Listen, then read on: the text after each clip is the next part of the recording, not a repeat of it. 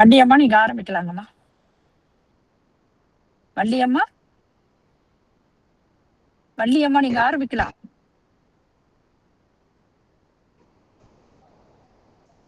வள்ளியம்மா நீங்க ஆரம்பிக்கலாமா?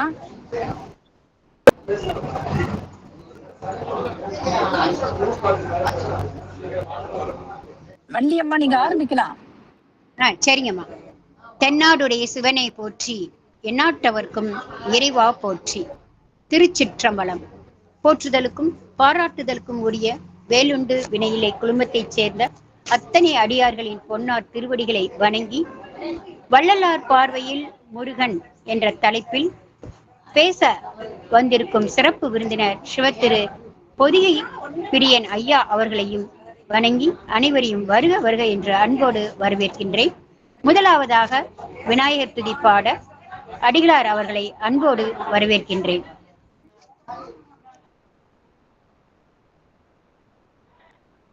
சிவாய நம. செல்வியம்மா விநாயகர் பாடல் பாடுங்க.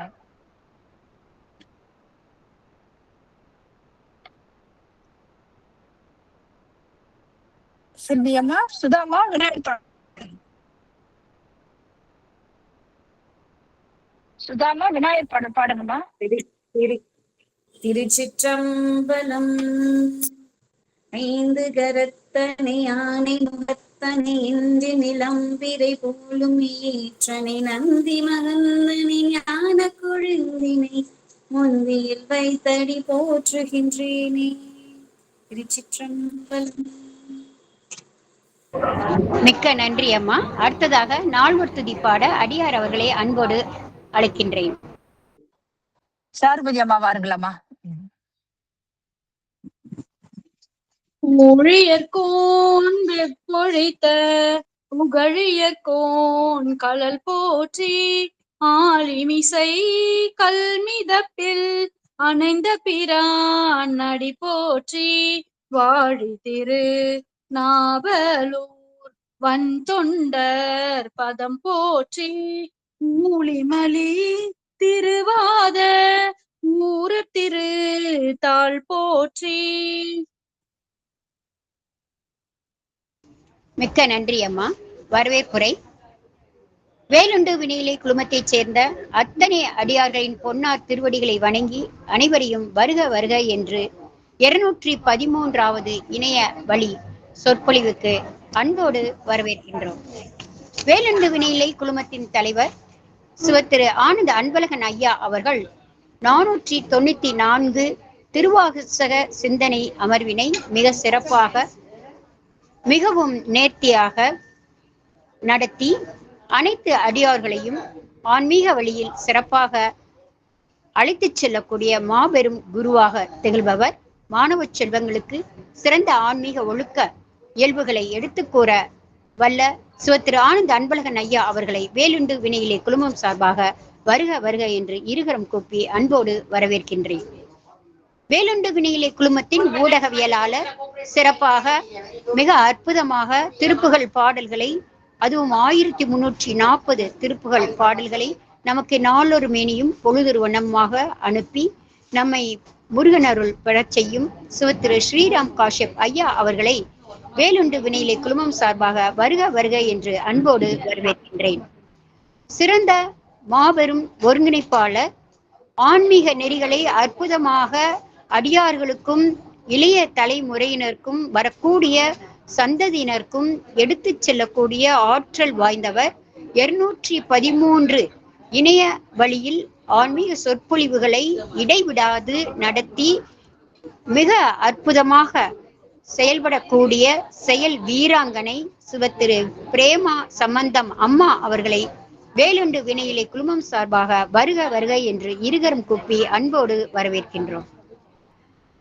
நம்மை நாளொரு மேனியும் பொழுதொரு வண்ணமாக முருகனின் திருக்கோயில்களுக்கு 1732 முருகப்பெருமானின் ஆலயங்களுக்கு அழைத்துச் செல்லும் சிவத்திரு முத்துக்குமரன் ஐயா அவர்களையும் வருக வருக என்று இருகரம் கூப்பி அன்போடு வரவேற்கின்றோம். இன்றைய சிறப்பு விருந்தினர் மாபெரும் உலகம் அறிந்த சாதனையாளர், வெற்றியாளர், ஆன்மீக சொற்பொழிவாளர். அவருடைய இயற்பெயர் கிருஷ்ணமூர்த்தி. அவர் அகத்திய பெருமானின் மேல் உள்ள அன்பால் ஓர் ஆற்றலால் தன்னை பொதிகை பிரியன் என்று அழைத்து கொண்டவர். பொதிகை மலை அகத்திய பெருமான் மீது அதீத பிரியம், ஆர்வம், அன்பு உடையவராதலால் அவர் தன்னை பொதிகை பிரியன் என்று அன்போடு அழைத்து கொண்டவர். 15 வயது முதலே ஆன்மீக பற்று கொண்ட ஆன்மீக அறிவாளர். வள்ளலாருடைய சுத்த சன்மார்க்க பற்றி தனது மாமா மூலமாக அனைத்து நெறிகளையும் திருவருட்பா பாடல்களையும் பாக்களையும் கற்று தெளிந்து சேர்ந்து இறை தொண்டுகளை இடையராது செய்யக்கூடிய மாபெரும் சொற்பொழிவாளர். சிறந்த அருட்பா படிக்கும் ஆற்றல் உடைய அறிஞர். BA பிலோசபி சென்னை விவேகானந்தா கல்லூரியில் பயின்று MBA மார்க்கெட்டிங் மேனேஜ்மெண்ட் அண்ணாமலை பல்கலையில் பயின்றவர். நமது சிறப்பு சொற்பொழிவாளர் அவர்கள் 8 ஆண்டுகளுக்கு மேலாக சுத்த சன்மார்க்க சொற்பொழிவுகளை மூளை முடுக்கெல்லாம் எல்லா மக்களுக்கும் எளிதாக சென்று அடையும் வகையில் சிறப்பாக சொற்பொழிவு ஆற்றியவர். மலேசிய பல்கலைக்கழகம் நடத்திய திருவருட்பா மாநாட்டில் கலந்து கொண்டு சிறந்த விதத்தில் சன்மார்க்க நெறிகளை எடுத்து இயம்பிய மாபெரும் சொற்பொழிவாளர். ஈரோடு அறக்கட்டளை மூலம் எண்ணற்ற சொற்பொழிவுகளை வள்ளலார் காட்டிய வழியில் அனைத்தையும் எடுத்து இயம்பியவர். யூடியூப், ஃபேஸ்புக், இன்ஸ்டா என அனைத்திலுமே 100க்கும் மேற்பட்ட வள்ளலார் பற்றிய ஆன்மீக சொற்பொழிவுகளை பதிவேற்றம் செய்த பதிவாளர். மருத்துவ சேவை, பாரம்பரிய மருத்துவம், பர்ம மருத்துவம், ஆன்மீகத்துடன் இணைந்து கட்டணம் இல்லாமல் 1000 மாணவர்களுக்கு பயிற்சி அளிக்கக்கூடிய தயாள குணம் கொண்டவர். நேரிலும் இணையத்திலும் எண்ணற்ற மாணவ செல்வங்களுக்கு, மருத்துவ மாணவர்களுக்கு மருத்துவங்கள் தயாரிக்கக்கூடிய மருந்து பற்றியும், மருத்துவர்கள் எப்படி மருந்து தயாரிக்க வேண்டும், எப்படி நமது நோயாளிகளை அன்போடு அணுக வேண்டும் என்ற மாபெரும் ரகசியங்களை கற்றுக் கொடுத்த ஞான குருவாக திகழக்கூடியவர் நமது சிறப்பு விருந்தினர். இவர் தமிழ் மருத்துவம் அழிந்துவிடக் கூடாது என்பதில் மிக சிறப்பாக ஆழ்ந்த கவனத்துடன் இருப்பவர். எண்ணற்ற கருத்தரங்குகள் ஏற்படுத்தி விழிப்புணர்வுகள் கொடுத்து மருத்துவர்கள் தரமான மருந்துகளையும் தரமான மருத்துவத்தையும் தங்களின் அணுகுமுறையால் நோயாளிகளை குணப்படுத்தும் பண்புகளையும் அந்த மாணவ செல்வங்களுக்கு எடுத்து இயம்பியவர். பாரம்பரிய மருத்துவர்களுக்கு உதவுதல், அது மட்டுமல்லாது 2 முக்கியமான ஒரு டெக்னிக்கை, யாருமே சொல்லாத ஒரு மாபெரும் ரகசியத்தை தனது மாணவ செல்வங்களுக்கு எடுத்து இயம்பி, அதாவது மருந்து எப்படி செய்தல், மருந்து எப்படி தயாரித்தல் என்ற மாபெரும் முறையையும், நோயாளிகளை எப்படி நாம் ஒரு இயல்பாக அவர்களை அணுக வேண்டும் என்ற மாபெரும் ரகசியத்தையும், யாருமே சொல்ல தயங்கும் ரகசியத்தை ராமானுஜர் போல எல்லாரும் இன்புற்று இருப்பது மட்டுமன்றி வேறொன்றும் அறியேன் பராபரமே என்ற எண்ணத்தில் நமது சிறப்பு விருந்தினர் எல்லோரும் இன்புற்று இருப்பது மட்டுமன்றி வேறொன்றும் அறியேன் பராபரமே என்ற எண்ணத்தில் மிக சிறப்பாக உடல் பிணி, உயிர் பிணி போக்கக்கூடிய மருத்துவராக திகழ எல்லா மருத்துவர்களுக்கும் விழிகாட்டியாக இருந்து ஆன்மீக சொற்பொழிவாளராக மருத்துவத்தோடு இணைந்த ஆன்மீகத்தை எடுத்து இயம்புவதில் உலகம் முழுவதும் எடுத்துச் செல்லக்கூட ஆற்றல் திகழ்ந்த நமது சிறப்பு விருந்தினர் சிவத்திரு பொதிகை பிரியன் ஐயா அவர்களை வேலுண்டு வினையில்லை குழுமம் சார்பாக வருக வருக என்று இருகரம் கூப்பி அன்போடு பணிவோடு கனிவோடு வரவேற்கின்றோம். வெற்றி வேல் முருகனுக்கு அரோகரா, வீரவேல் முருகனுக்கு அரோகரா, கந்தவேல் முருகனுக்கு அரோகரா, கடம்பவன முருகனுக்கு அரோகரா. முருகா சரணம். ஐயா, மேடையினி தங்கள் வசம். நன்றி. அருட்பெரும் ஜோதி, அருட்பெரும் ஜோதி, தனிப்பெரும் கருணை அருட்பெரும் ஜோதி அருட்பெரும் ஜோதி அருட்பெரும் ஜோதி தனிப்பெரும் கருணை அருட்பெரும் ஜோதி அருட்பெரும் ஜோதி அருட்பெரும் ஜோதி தனிப்பெரும் கருணை அருட்பெரும் ஜோதி. ஒருமையுடன் நினது திருப்பாடி நினைக்கின்ற உத்தமர்தம் உறவு வேண்டும். உள்ளொன்று வைத்து புறமொன்று பேசுவார் உறவு களவாமை வேண்டும். பெருமை பெரும் நினது புகழ் பேச வேண்டும். பொய்மை பேசாதிருக்க வேண்டும். பெருநெறி பிடித்து ஒழுக வேண்டும். மதமான பேய் பிடியாதிருக்க வேண்டும். மறுபு பொன்னாசையை மறக்கவே வேண்டும். உனை மறவாதிருக்க வேண்டும். மதி வேண்டும் நின் கருணை நிதி வேண்டும். நோயற்ற வாழ்வில் நான் வாழ வேண்டும். தருமமிகு சென்னையில் கந்த கோட்டத்தில் வளர்தோங்கும் கந்தவேலே தன்முக துய்யமணி உன்முக சைவமணி சண்முக தெய்வமணியே. அருட்பெரும் ஜோதி அருட்பெரும் ஜோதி. வேலுண்டு வினையில் இந்த அற்புதமான ஒரு குழுவை ஏற்படுத்தி இருக்கின்ற அந்த ஏற்பாட்டாளர் அவர்களுக்கு நன்றி பாராட்டி நன்றி கூறி, இந்த குழு சிறந்து விளங்குவதற்கு வாரந்தோறும் தினதோறும் நாளொரு வண்ணம் பொழுதொரு வண்ணமாக இதற்காக உழைத்து கொண்டிருக்கின்ற அத்தனை சிவத்தொண்டர்கள், சிவனடியார்கள், பெரியோர்கள், சான்றோர்கள் அனைவரையும் நன்றி பாராட்டி நன்றி வணங்கி, இந்த வாய்ப்பை நமக்கு அடியேனுக்கு அருளிய நம்முடைய அன்பர் ஐயா அவர்களுக்கும் நன்றி பாராட்டி, 2-3 நாட்களாக அடியனை தொடர்பு கொண்டு அடியனை பற்றியெல்லாம் சில விஷயங்கள்லாம் தகவல் கொண்ட அந்த அம்மா அவர்களுக்கும் நன்றி பாராட்டி நன்றி கூறி, இங்கே வருகை புரிந்திருக்கின்ற உங்கள் அனைவரையும் வருக வருக என வரவேற்று நன்றி பாராட்டி, இந்த மாலை வேளையில் வள்ளல் பெருமான் தங்களுடன் விசாரணை செய்ய அடியனுக்கு கொடுத்த ஒரு மிகப்பெரிய வாய்ப்பாக கருதி இந்த உரையை தொடங்குகின்றேன்.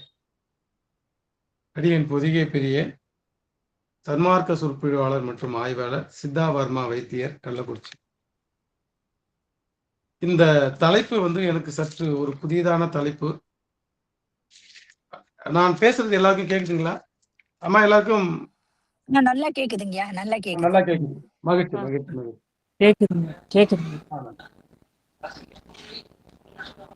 சுப்பிரமணியர், முருகப்பெருமான், வேலவன், சண்முகன் அப்படின்னு பல்வேறு பெயர்களை நாம் அன்போடு பக்தியோடு அழைக்கின்ற நம்முடைய முருகப்பெருமான் திருவடியை வணங்கி, முருகப்பெருமானை பற்றி அடியனுடைய சொற்பொழிவு இது ஒரு முதல் சொற்பொழிவு தான். இருந்தாலும் நாம் சர்க்குருநாதராக வணங்கி கொண்டிருக்கின்ற வள்ளல் பெருமான் வணங்கிய ஒரு முதன்மையான குரு நம்முடைய முருகப்பெருமான். இந்த முருகப்பெருமானுடைய புகழ்களை, பெருமைகளை புராணங்கள் வழியாகவும் நிறைய இதிகாசங்கள் வழியாகவும் நிறைய சொற்பொழிவுகளை எல்லாம் கேட்டிருப்பீங்க. நிறைய விஷயங்கள் எல்லாம் வாரந்தோறும் மாதந்தோறும் இது நடக்குதா நான் அம்மா சொன்னாங்க. அந்த மாதிரியான ஒரு சொற்பொழிவா இது நிச்சயமாக இருக்காது. அதற்கு உங்கள்ட்ட நான் எல்லாத்துலையும் முதல்ல மன்னிப்பு கேட்டுக்கிறேன். ஏன்னா கண்டிப்பா இது வரைக்கும் பேசின புராணங்களில் சொல்லப்பட்ட முருகப்பெருமான், புராணங்களில் சொல்லப்பட்ட முருகனை பற்றிய விவரங்கள் இது இருக்காது. இது வள்ளலாருடைய பார்வையில, வள்ளலார் திருவருட்பிரகாச வள்ளலார் என்று சொல்லக்கூடிய வள்ளல் பெருமான் முருகனை எப்படி பார்த்தார், சித்தர்கள் எப்படி இந்த முருகனை பார்த்தார்கள், முருகப்பெருமானை, நம்முடைய வேலவனை, தமிழ் கடவுளை நீங்க 2 வருஷமா நம்ம பார்த்துக்கணும். நான் உங்களை எல்லாம் கேட்டுக்கிறேன். நீங்க இது வரைக்கும் தெரிந்த முருகப்பெருமான், தெரிந்த இறைவன் முருகன், தமிழ் கடவுள் பார்ட் 1 பகுதி 1 வச்சுக்கோங்க. நான் முருகப்பெருமானை பற்றி சொல்லக்கூடிய விஷயங்கள், சொல்லக்கூடிய தகவல்களை முருகப்பெருமானோட பார்ட் 2 வச்சுக்கோங்க. அப்படின்னு தான் உங்களுக்கு நல்லா புரிதலுக்கு ஈஸியாகணும் அப்படின்னு நினைக்கிறேன். நான் சொல்லக்கூடிய இந்த முருகப்பெருமான் வணங்கக்கூடிய நம்ம தமிழ் கடவுளானவர் புராணங்களில் சொல்லப்பட்ட கடவுள்களில் ஒருவர் அல்ல.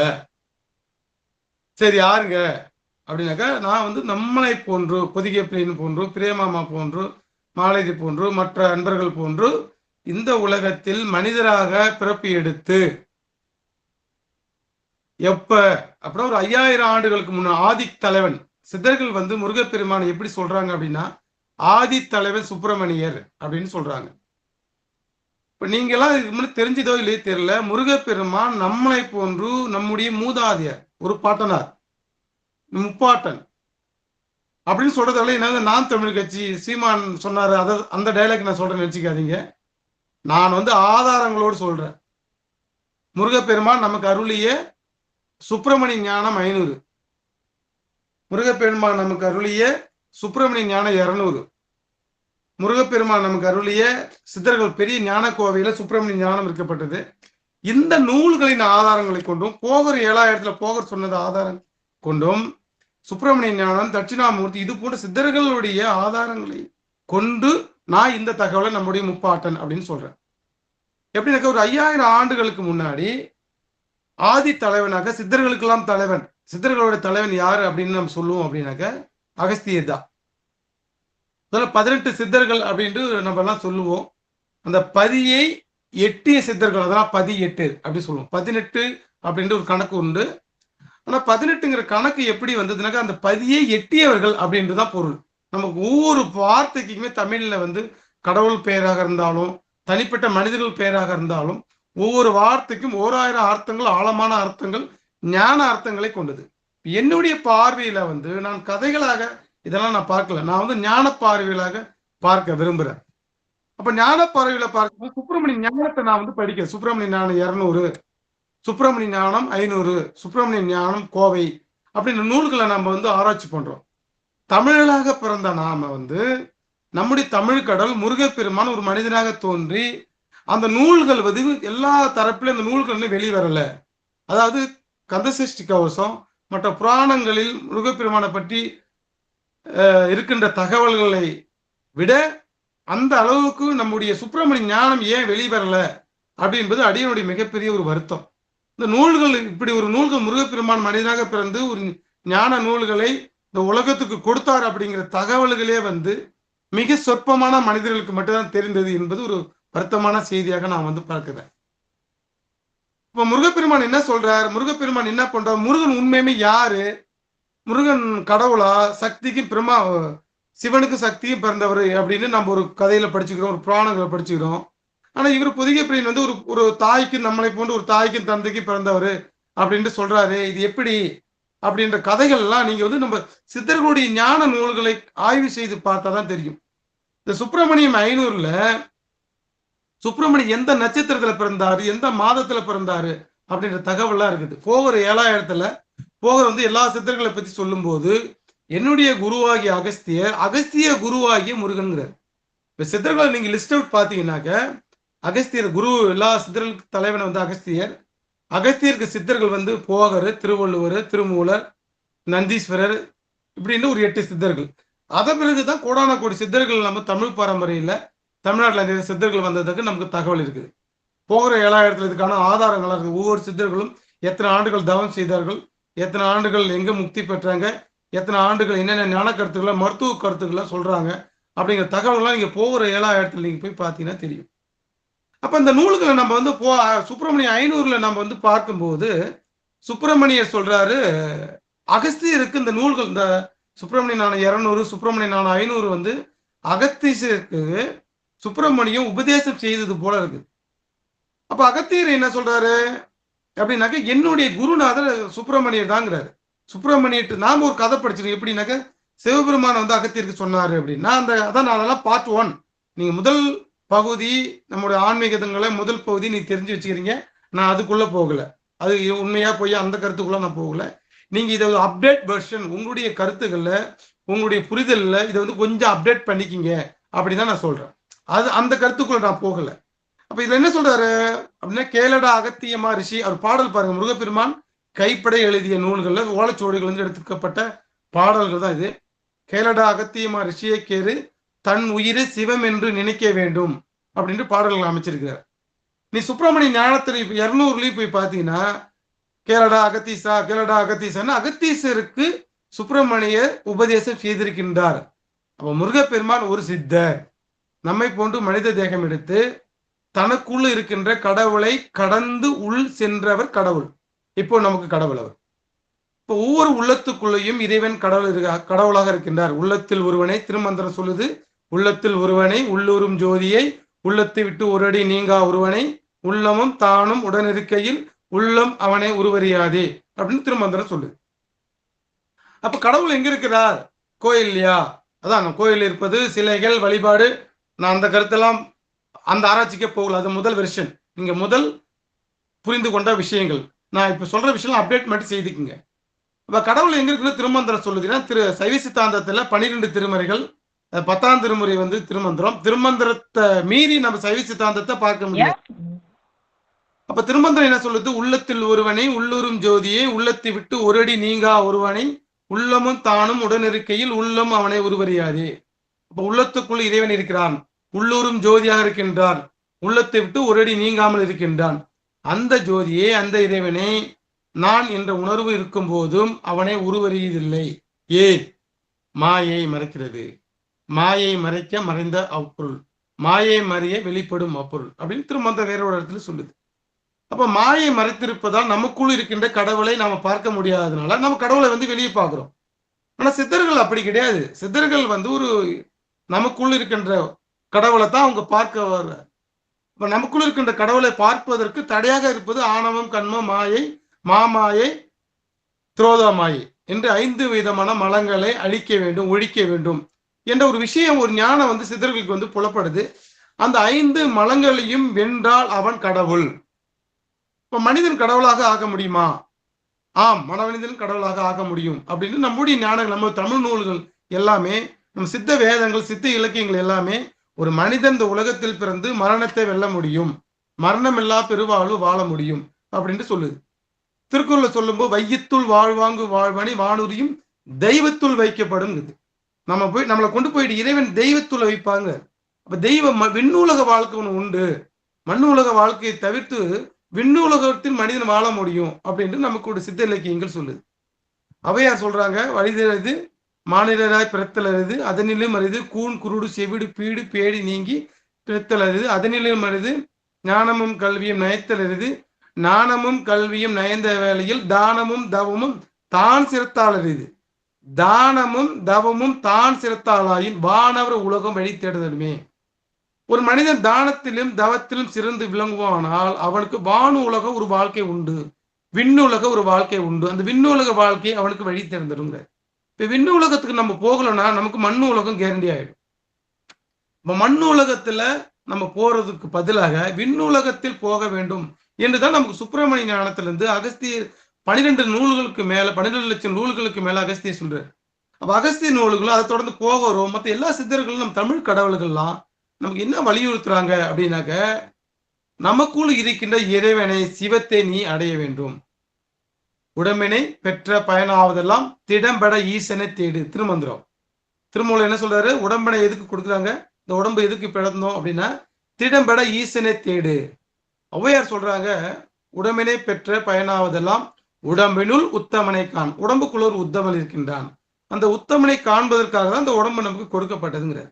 அப்ப உத்தமனை வெளியே நம்ம பார்த்து கொண்டு வெளியே வழிபாடு செய்வது, வெளியே மற்ற சடங்கு சம்பிரதாயம் செய்வது ஃபர்ஸ்ட் வெர்ஷன். அதுக்குள்ள போகல. 2வது விஷயம் நம்ம அப்டேட் பண்ணிக்கணும். என்ன அப்டேட் பண்ணிக்கணும்? உடம்புக்குள்ளார ஒரு உத்தமன் இருக்கிறான். நான் ஏற்கனவே சொன்ன உள்ளூரும் ஜோதியாக இருக்கின்றார், அருட்பெரும் ஜோதியாக இறைவன் உள்ளுக்குள் இருக்கின்றார். அந்த இறைவனை தடுப்பதும் 5 மலங்கள். அந்த மலங்களை வெல்வது யார்? அந்த மலங்களை வென்றவனுக்கு பெயர் தான் சுப்பிரமணியம். எப்படி சார், என்ன சார் இப்படி திடீர்னு இப்படி சொல்றீங்க அப்படின்னு நினைச்சீங்கன்னா, சங்கி 2 தார 1 சன்ன பின்னலாகியால் மங்கி மாளிதே உலகில் மானிடர்கள் எத்தனை. சங்கி 2ஐயும் தவிர்த்து தார ஊத வள்ளிரல் கொங்கி பங்க மங்கரோடி கூடி வாழலாகுமே அப்படின்னு சிவவாக்கியம் சொல்றார். உயிர் மூலாதாரத்துக்கும் புருவ மத்திக்கும் மாறி மாறி இடைக்கலையா வழக்கலையா ஓடுது. சங்கி 2 தார 1 சன்ன பின்னலாகியல் மாறி மாறி 2 மணி நேரம் இடைக்கலையும் 2 மணி நேரம் வழக்கலையா ஓடுது. இந்த 2 மணி நேரம் இடைக்கலையும் வழக்கலையும் ஓடிக்கொண்டிருக்கின்ற வரைக்கும் அந்த மனிதனுக்கு மரணம் உண்டு. இது யாராலையும் மாற்ற முடியாது. இடக்கலையும் சங்கி 2ஐயும் தவிர்த்து, இடக்கலையும் வழக்கலையும் தவிர்த்து தார ஊத வள்ளிரேல் இது புருவமத்தி வழியாக 9 வாசங்கள், 9 உடம்புல 9 வாசல்கள், 9 ஓட்டைகள் இருக்கும். அந்த 9 வாசல்களையும் அடைத்து சுருமுனை வழியாக நம்முடைய ஜீவனானது மேல போனுச்சுன்னா அந்த ஆன்மாவுக்கு முத்தி சித்தி. இல்ல சுழிமுனை புருவ நெற்றிக்கண் திறக்கல அப்படின்னாக்க 9 ஓட்டைக்கு வழியா நம்முடைய உயிர் வெளியே போச்சுன்னா அதுக்கு பேரு மரணம். 9 ஓட்டைகள் 9 வாசல்கள் வழியா உயிர் போனுச்சுன்னா திரும்ப திரும்ப வந்து பிறக்கணும். சாவதென்றும் பிறப்பதென்றும் சாற்றுகின்ற பெரும் பாவம் தன்னை எண்ணி நோவது இன்று புதிதல்ல என்றும் உள்ளதால் இந்த நோவை நீக்கி ஈவது மன்றிடை நடிப்போய் நின்னாலே ஆகும் மற்ற இறைவனாலே ஆவது ஒன்றும் இல்லை என்றால் அந்தோ இச்சிறியனால் ஆவது என்ன. திருவருட்பால வள்ளல் பெருமான் சொல்றார். தற்சுதந்திர என்மை பதிகத்துல சாவறதும் பிறக்கிறதும் பெரிய நோய். நாம என்ன பண்றோம், மரணத்தை வந்து என்ஜாய் பண்றோம், மூலம் அடிச்சுக்கிட்டு தப்படா பட்டுக்கிட்டு வான வேடிக்கை விட்டுட்டு என்ஜாய் பண்றோம். பிறந்த உடனே பிறப்பை நம்ம என்ஜாய் பண்றோம், பர்த்டே கொண்டாடிக்கிட்டு என் பர்த்டே இன்னைக்கு அப்படின்னு அதை என்ஜாய் பண்றோம். ஆனா நம்முடைய சான்றோர்கள் என்ன சொல்றாங்கன்னா, பிறப்பு என்பது ஒரு நோய், பிறவி பெருங்கடல், பிறவி என்பது நோய், இறப்பு என்பது நோய், சாவதென்றும் பிறப்பதென்றும் சாற்றுகின்ற பெரும் பாவம். பிறந்தது பெரிய பாவம், பிறந்தது ஒரு தவம், பிறப்பு வந்து ஒரு வரம், அது வேற பகுதி வேற பார்வை. ஆனா பிறந்தது ஒரு நோய், பெரிய நோய். இந்த நோய் இப்ப மட்டும்தான் இல்லை, என்றும் உள்ளதால் எல்லா பிறவிலும் இந்த நோய் இருந்து கொண்டு இந்த நோய்க்கு அகப்பட்டு செத்து போகும். மரண பெரும்பிணி, மரணம் என்பது ஒரு பெரிய நோய். உடம்புக்குள்ள சின்ன சின்ன நோயெல்லாம் வந்துட்டு கடைசியா பெரிய நோய். மரண பெரும்பிணி வாரா வகமிகு கரண பெருந்திரல் காட்டிய மருந்தே அப்படின்னு வள்ளலார் சொல்றார். மரணம் என்பது ஒரு பெரும்பிணி. தினசரி நம்ம சாவடிக்கிறது பசி பிணி. பசி பிணிக்கு உணவு கொடுக்கின்ற ஒரு வழிபாடு, ஒரு ஜீவகாருண்ய வழிபாடு செய்தால் உனக்கு மரணம் எனும் பெரிய பிணி நீங்கப்படும். வள்ளலாருடைய தவம், வள்ளலாருடைய கூற்று, வள்ளலாருடைய அருளியல் மார்க்கம், வள்ளலாருடைய யோகம் இதுதான். பசிப்பிணி நீக்கினா உனக்கு மரண பிணி நீக்கி கொடுப்பார் கடவுள். சிறிய நெருப்பை கொண்டு பெரிய நெருப்பு பெறுவது போல, பெரிய நெருப்பு வேணா நமக்கு பெரிய நெருப்பு தான் வேணும் அவசியம் இல்லை. பெரிய தீ வேணும் அப்படின்னாக்கா நம்ம பெரிய தீ வேணுங்கிற அவசியம் இல்லை. சின்ன தீயை கொண்டு பெரிய தீயை நம்ம பெற்று விடலாம். சிறிய நெருப்பை கொண்டு பெரிய நெருப்பு பெறுவது போல இறைவன் வந்து தனிப்பெரும் கருணையுடையவர். அது முருகப்பெருமானா வச்சுங்க, அருட்பெருஞ்சோதி எந்த கடவுளா வச்சுங்க. இறைவன் என்பவன் மிகப்பெரிய கருணை உடையவன். அந்த மிகப்பெரிய கருணை நமக்கு வேணும்னா இந்த உலகத்தில் எல்லா உயிர்களுக்கும் சிறு சிறு கருணை செய்யும் போது சிறு கருணையை கொண்டு இறைவன் பெரும் கருணை தருகிறான். அப்ப இறைவன் இந்த வழிபாட்டை வந்து வள்ளல் பெருமான் வந்து அப்டேட் வெர்ஷனாக நமக்கு வந்து கொடுக்கிறார். ஆனா முருகப்பெருமான் நமக்கு என்ன சொல்றாரு அப்படின்னாக்க, நம்முடைய தாரை நான் ஏற்கனவே சொன்ன இடைக்கலை வழக்க சுவாசத்தை சுடுமுனையில் செலுத்த தெரிந்தால் அவன் சுப்பிரமணியன். அதற்கு அவர்கள் மேற்கொண்ட வாழ்க்கை முறைக்கு பேர் தான் யோக வாழ்க்கை. சரியை, கிரியை, யோகம், ஞானம். சரியை என்பது நம்முடைய நடைமுறை பூஜைகள் வழிபாடுகள், அதே போல கோயில் வழிபாடுகள் கிரியை, யோக வழிபாடுகள் வாசி பயிற்சி, ஞான வழிபாடு என்பது புரிதல், நம்ம எப்படி இறைவனை வந்து புரிஞ்சுக்கிறோம் அப்படின்ற ஞானம். அதாவது ஞானம் என்பது நாம சொல்லக்கூடிய 6 அறிவு கிடையாது, இது வந்து 10 அறிவு. ஸோ இந்த இடக்கலை வலதுகலையா ஓடுற காற்றை வந்து சுடுமுனையில் செலுத்தி அவன் வந்து முக்தி பெற்றவனுக்கு பேர் தான் முருகன் அப்படின்ட்டு நம்மளுக்கு சுப்பிரமணிய ஞானத்துல சுப்பிரமணிய சொல்ற. இப்போ மனிதனாக பிறந்தவன் இடக்கலையும் வலதுகளையும் சுவாசம் ஓடுகின்ற வரைக்கும் அவனுக்கு கர்ம வினைகள் இருக்கும். சுவாசம் ஓடிக்கொண்டு லெப்ட் ரைட் இடக்கலை வலதுகலை ஓடுற வரைக்கும் அவனுக்கு மாயம் இருக்கும். இடக்கலை வலதுகலை ஓடுற வரைக்கும் அவனுக்கு வந்து கர்ம வினைகள் இருக்கும். இந்த 3 வினைகளில் சிக்கி தவிக்கும் போது அந்த மனிதன் வந்து பிறவி என்ற பெருங்கடல் நீங்க முடியாம போகுது. அதனால அவனுக்கு யோக வாழ்க்கையை நீ வந்து மேற்கொள்ளுங்க அப்படின்னு நமக்கு சுப்பிரமணிய ஞானம் சொல்லுது.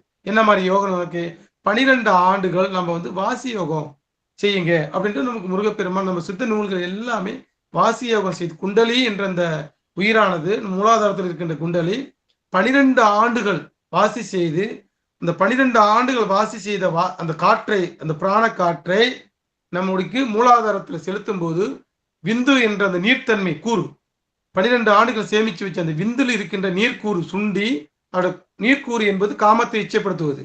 அந்த நீர் சுண்டும் போது நமக்கு வந்து மணியாக திரளும். ஒரு திரள் பந்தித்திட அப்படின்ட்டு வள்ளலார் சொல்லுவார்.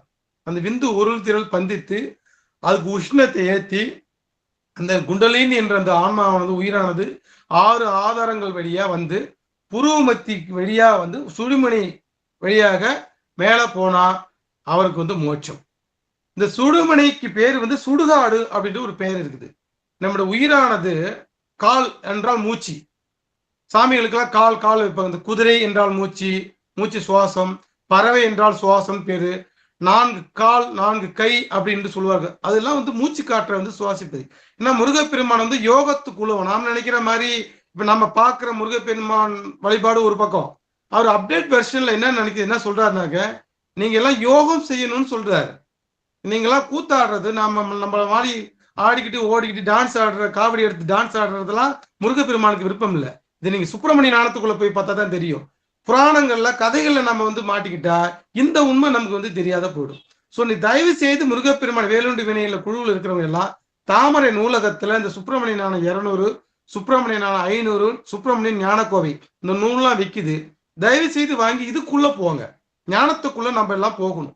நம்ம அஞ்ஞானத்துக்குள்ள மாட்டிக்கிட்டு இங்க இருக்கிற வரைக்கும் இந்த உண்மையெல்லாம் பலப்படாது. நம்ம வெறும் காட்சியிலே போயிடுவோம். நம்ம காட்சியில போறதை விட்டுட்டு, கதைக்குள் போறதை விட்டுட்டு கருத்துக்குள்ள போகணும். ஏன்னா 2026ல நம்ம வந்து எடுத்து வைக்கிறோம்.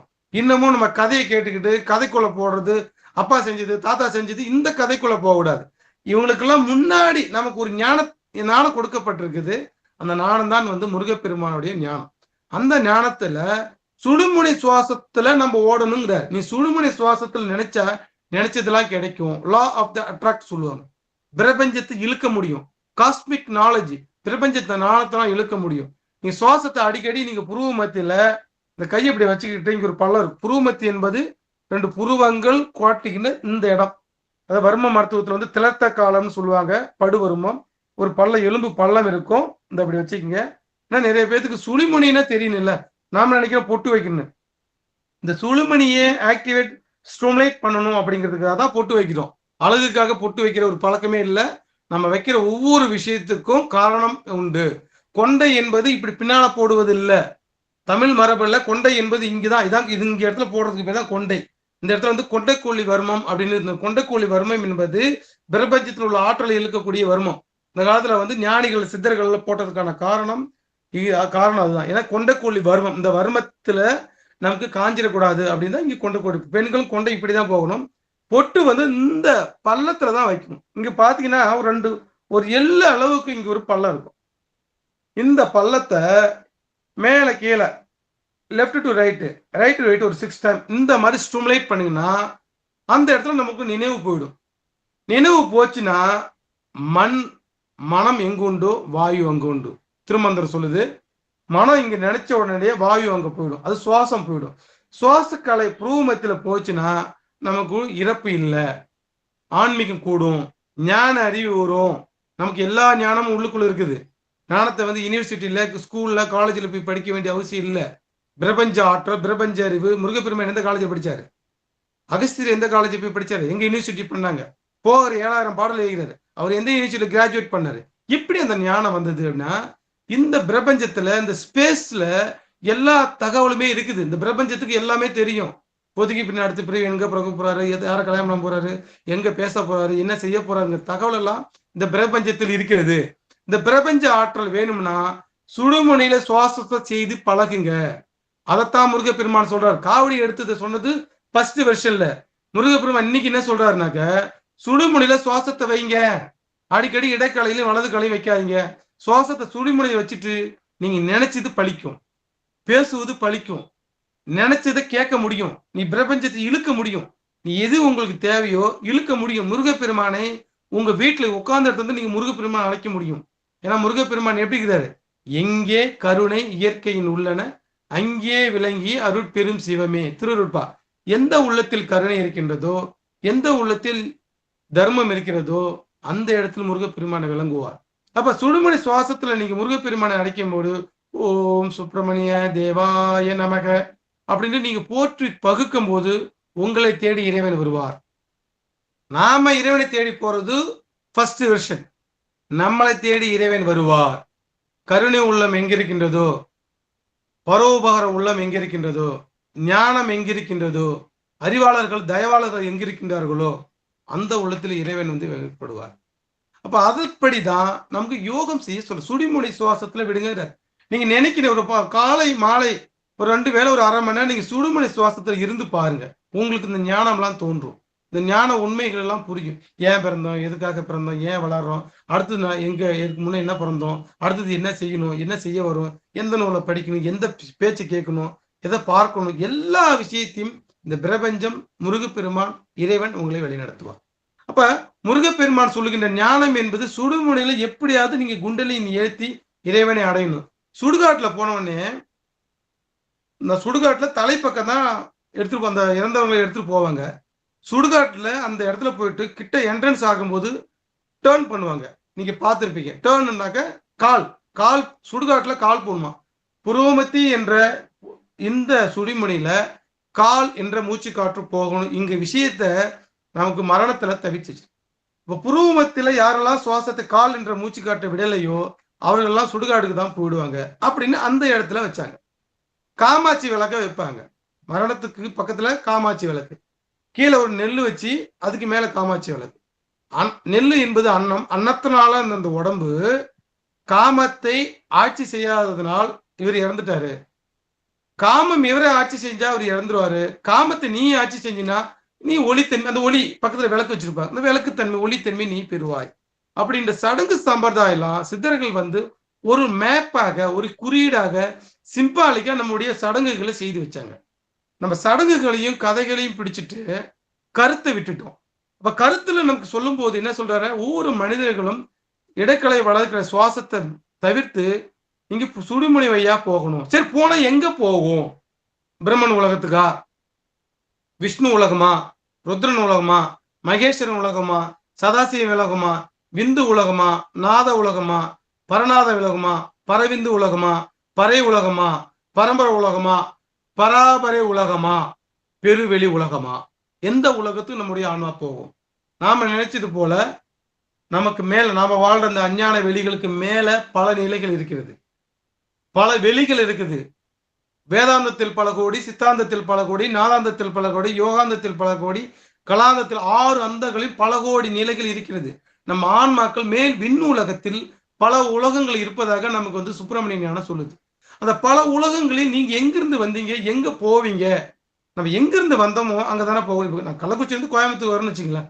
கோயம்புத்தூர்ல இருந்து ஒரு வேலை, சௌரிபால சன்மார்க்க சங்கத்துல பேசுறேன், 1 மணி நேரம் 2 மணி நேரம் பேசுறேன். நான் திரும்ப எங்க போகணும்? நான் எங்கிருந்து வந்தனோ அதுதான் போகும். நான் எல்லாரையும் உங்களை கேட்கிறேன், உங்களுடைய விலாசம் என்ன? What is your address? இன்னொருத்தோடைய விலாசம் என்ன? ஒரு 30 வயசுக்காரங்க என்ன சொல்லுவாங்க, நான் கோயம்புத்தூருங்க. 30 வருஷமா அங்க பிறந்த ஊரை தான் சொல்லுவீங்க. இல்லைன்னா நீங்க திருமணம் செய்த ஊரை சொல்லுவீங்க, அதுதான் எங்க ஊருன்னு சொல்லுவீங்க. அதுக்கு முன்னாடி ஓகே, இப்ப நம்ம ஒரு 100 ஆண்டுகள் இந்த உலகத்துல வாழ்றோம். பிறகு 100 ஆண்டுகள் பிறகு உங்களுடைய விலாசம் என்ன? அப்ப டெம்பரவரியா 100 ஆண்டுகள் ஒரு டெம்பரவரி இந்த உலகத்துல ஒரு விலாசம் வைக்கிறோம். இப்ப எது நம்முடைய உண்மையான உலகம்? ஏன்னா எந்த உலகம், எந்த அட்ரஸ் நம்முடைய உண்மையான அட்ரஸ் தெரிஞ்சாதான் அந்த இடத்துக்கு நம்ம போக முடியும். அப்ப சித்தர்கள் என்ன சொல்றாங்க, நம்முடைய என்ன அட்ரஸ்? இப்ப புதிய பிரியா உன்னுடைய அட்ரஸ் என்ன? பிரேமா மேடம் உங்களுடைய அட்ரஸ் என்ன தெரியுமா? அவர் நம்மளை பார்த்து கேட்கறாங்க, உங்களுக்கு அட்ரஸ் தெரியுமா? என்ன அட்ரஸ் அப்படின்னு பார்க்கும்போது சொல்றாரு, சக்தி என்ற பராபரமே ஒன்றே தெய்வம். சுப்பிரமணிய ஞானம் நமக்கு சொல்லுது, சக்தி என்ற பராபரமே ஒன்றே தெய்வம், சகல உயிர் ஜீவனுக்கு அதுதான் சாட்சி, புத்தியினால் அறிந்தவர்கள் பூதலத்தில் கோடியிலே ஒருவர் உண்டு. உங்க அட்ரஸ் தெரியுமா? உங்களுக்கு யார் சாட்சின்னு தெரியுமா? உங்களுக்கு யார் ஆதாரம்னு தெரியும்? இந்த உலகத்தில் பிறந்து வளர்ந்து கல்யாணம் கட்டிட்டு குழந்தை கட்டி போட்டுக்கிட்டு நீங்க இப்படி ஓட்டுறீங்களா வாழ்க்கைய? உங்களுக்கு எது ஆதாரம்னு தெரியுமா? எது ஆதாரம்? பராபரம். பராபரம்னா எதுங்க? சிவநிலைகளே பல நிலைகள் சுருக்குது.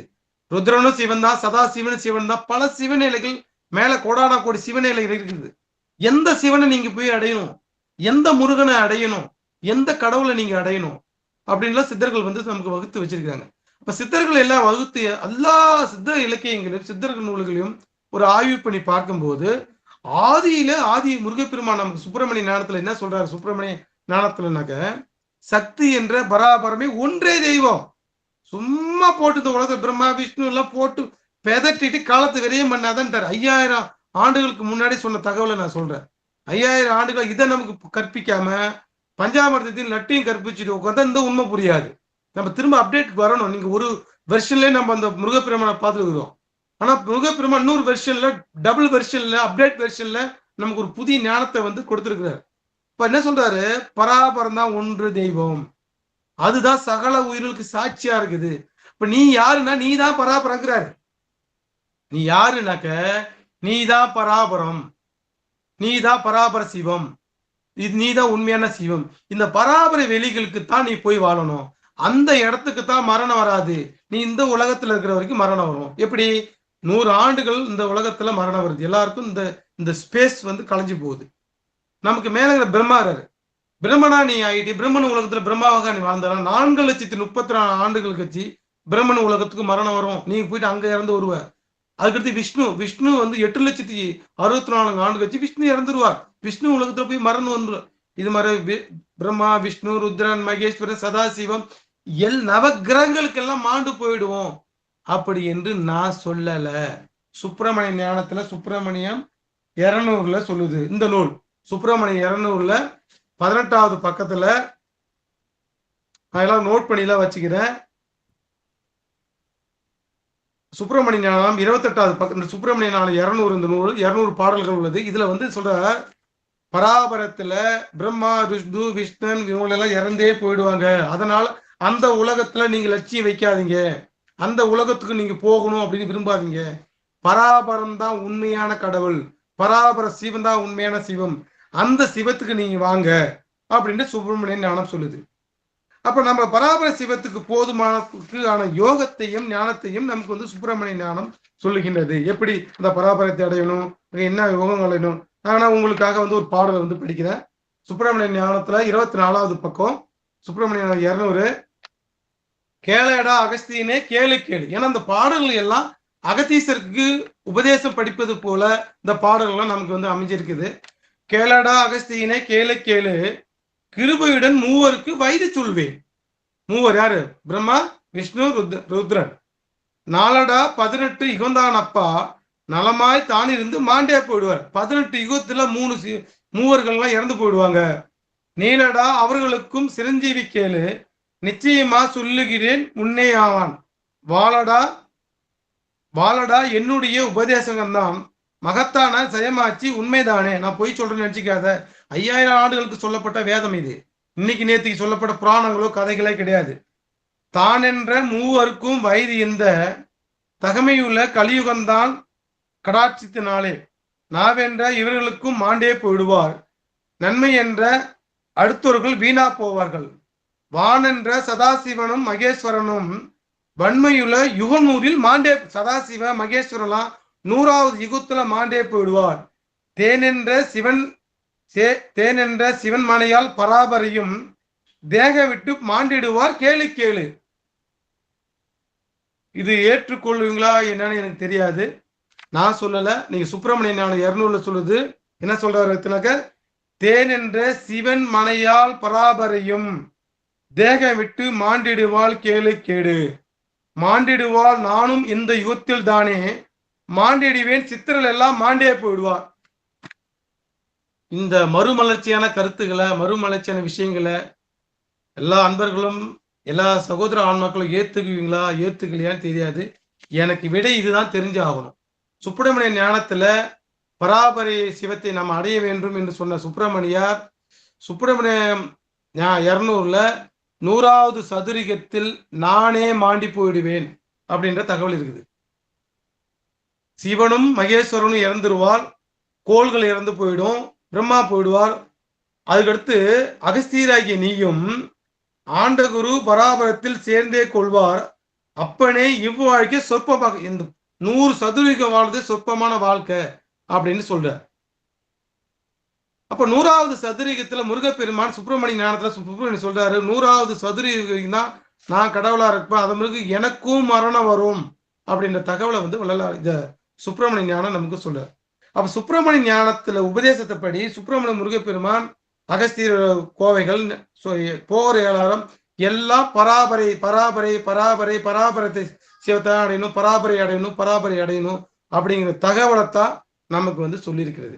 அப்ப முருகப்பெருமான் அப்படிங்கிற உருவத்தை நமக்கு வந்து காட்டி நாம எல்லாம் இந்த உலகத்தில் நம்முடைய ஒரிஜினல் அட்ரஸ் சக்தி என்ற பராபரம் ஒன்றே தெய்வம், அந்த தெய்வத்தை தான் நம்ம போய் அடையணும்.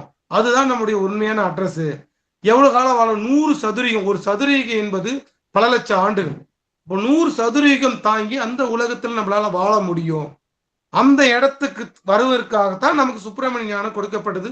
முருகப்பெருமானுடைய வருகை, முருகப்பெருமானுடைய தோற்றம், முருகப்பெருமானுடைய பிறப்பு இந்த உலகத்தில் எதற்காகனா, உலகத்தில் பிறந்த எல்லா ஜீவராசிகளும் பராபரை என்ற சிவத்தோடு சிவமாக மாற வேண்டும், மரணமில்லாத பெருவாழ்வு பெற வேண்டும் என்ற ஒரே நோக்கத்துக்காக தான் சுப்பிரமணியம் என்ற ஒரு முருகன், ஒரு கடவுள் இந்த உலகத்துக்கு, தமிழகத்துக்கு நமக்கு அறிமுகம் செய்யப்பட்டது என்ற உண்மையை நமக்கு அப்டேட் வெர்ஷனாக நீங்க தெரிஞ்சுக்கங்க. கடவுள், அந்த கடவுளாக நாமளே மாற வேண்டும் என்பதுதான் சுப்பிரமணியனுடைய விருப்பம். கடவுளை வணங்கி நம்ம சுடுகாட்டை நோக்கி போவது சுப்பிரமணியனுடைய விருப்பம் இல்லை. நான் சுப்பிரமணிய ஞானத்தையும் நிறைய படிச்சு பார்த்துட்டேன். சுப்பிரமணிய ஞானத்தை படிக்கும்போது சுப்பிரமணியருக்கு கரூரார் என்று பெயர் உண்டு, காங்கேயம் என்ற ஒரு பெயர் இருக்குது. அவர் காங்கேயத்தில் 5000 ஆண்டுகளுக்கு முன்னாடி காங்கேயம் பகுதியில கொங்கு நாட்டில தான் தோன்றிப்பார் என்று சில சித்தர்கள் பாடல்கள் நமக்கு ஒரு ஆதாரங்கள் கிடைக்கிறது. போகர் 7000 நமக்கு இதுக்கான ஆதாரங்கள் நமக்கு சொல்லியிருக்கின்றார். இப்போ முருகப்பெருமான் தோன்றிய இடம் நம்ம தமிழ் பகுதி, அதுக்கான ஆதாரம் நமக்கு இருக்குது. அதுக்கான காலங்களும் நமக்கு சுப்பிரமணிய ஞானத்துல சொல்லப்பட்டிருக்குது.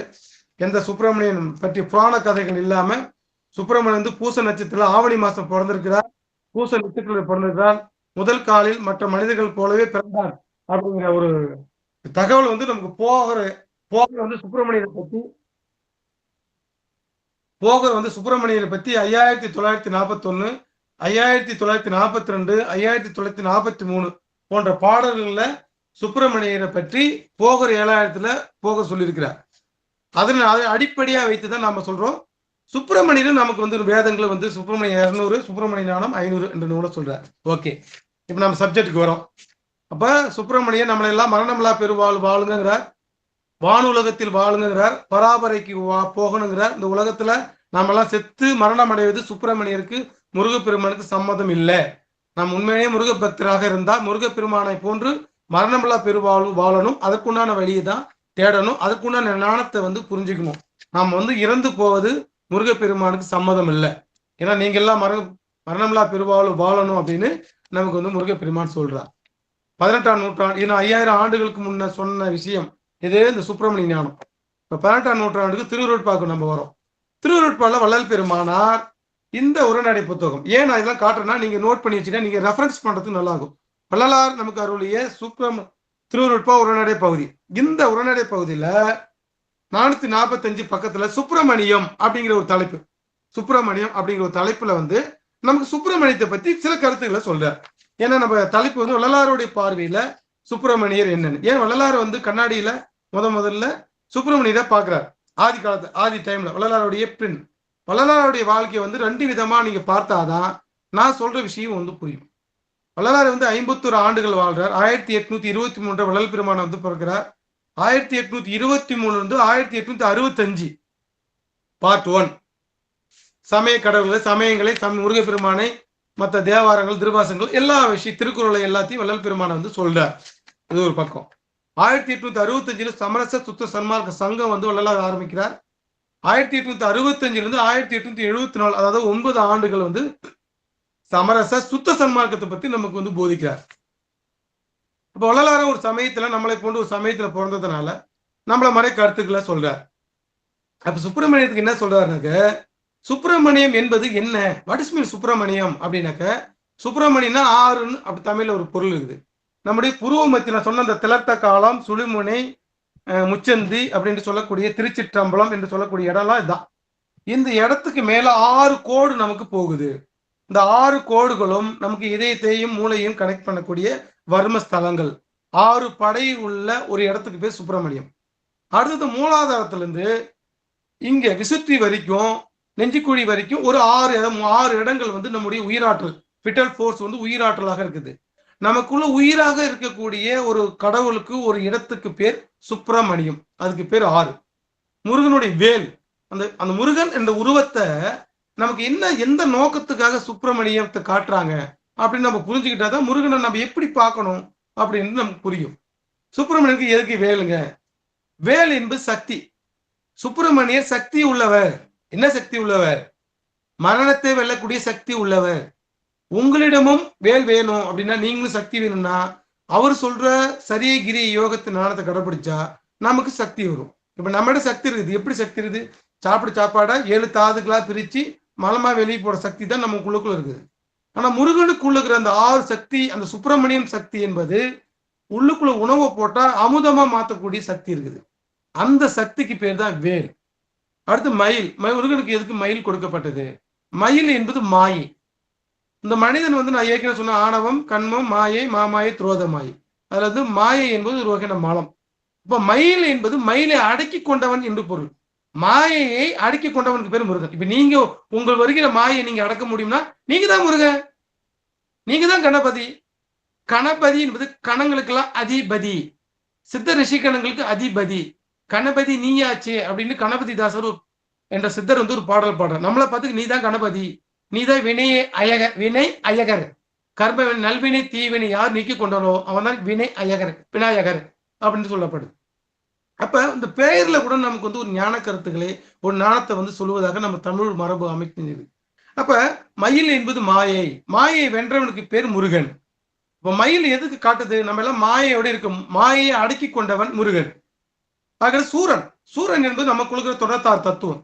தத்துவத்துக்கு பேர் நம்ம எல்லாம் வெளியில கதையா பாக்குறோம். நான் அதான் அப்டேட் வெர்ஷன்ல எல்லாம் உள்ளுக்குள்ள பாருங்க, நமக்குள்ள இருக்கிற விஷயங்கள் தான் முருகன். இப்ப சூரன் என்பது வெளியே எவ்வளவு காலம் சூரனை வென்றிருப்பீங்க? சூரனை எப்ப நீங்க எரிக்கிறது? எத்தனை காலம் சூரனை வெறுப்பீங்க? இப்போ முருகன் சொல்றாரு, உங்களுக்குள்ள இருக்கிற சூரன் 96 தத்துவம். தத்துவ சிறையில இந்த ஆன்மா மாட்டி கொண்டு முடிக்குது. இந்த ஆன்மா எங்க இருக்குது? 96 தத்துவத்துல மாட்டி 96 தத்துவத்துல இறந்து போகுது. மலத்திலே பிறந்து மலத்திலே இறந்துங்கிறாரு. ஏன்னா இந்த பிறவி என்பது ஒரு பெரிய பேர் வரைய திருமந்திரம் சொல்லுது.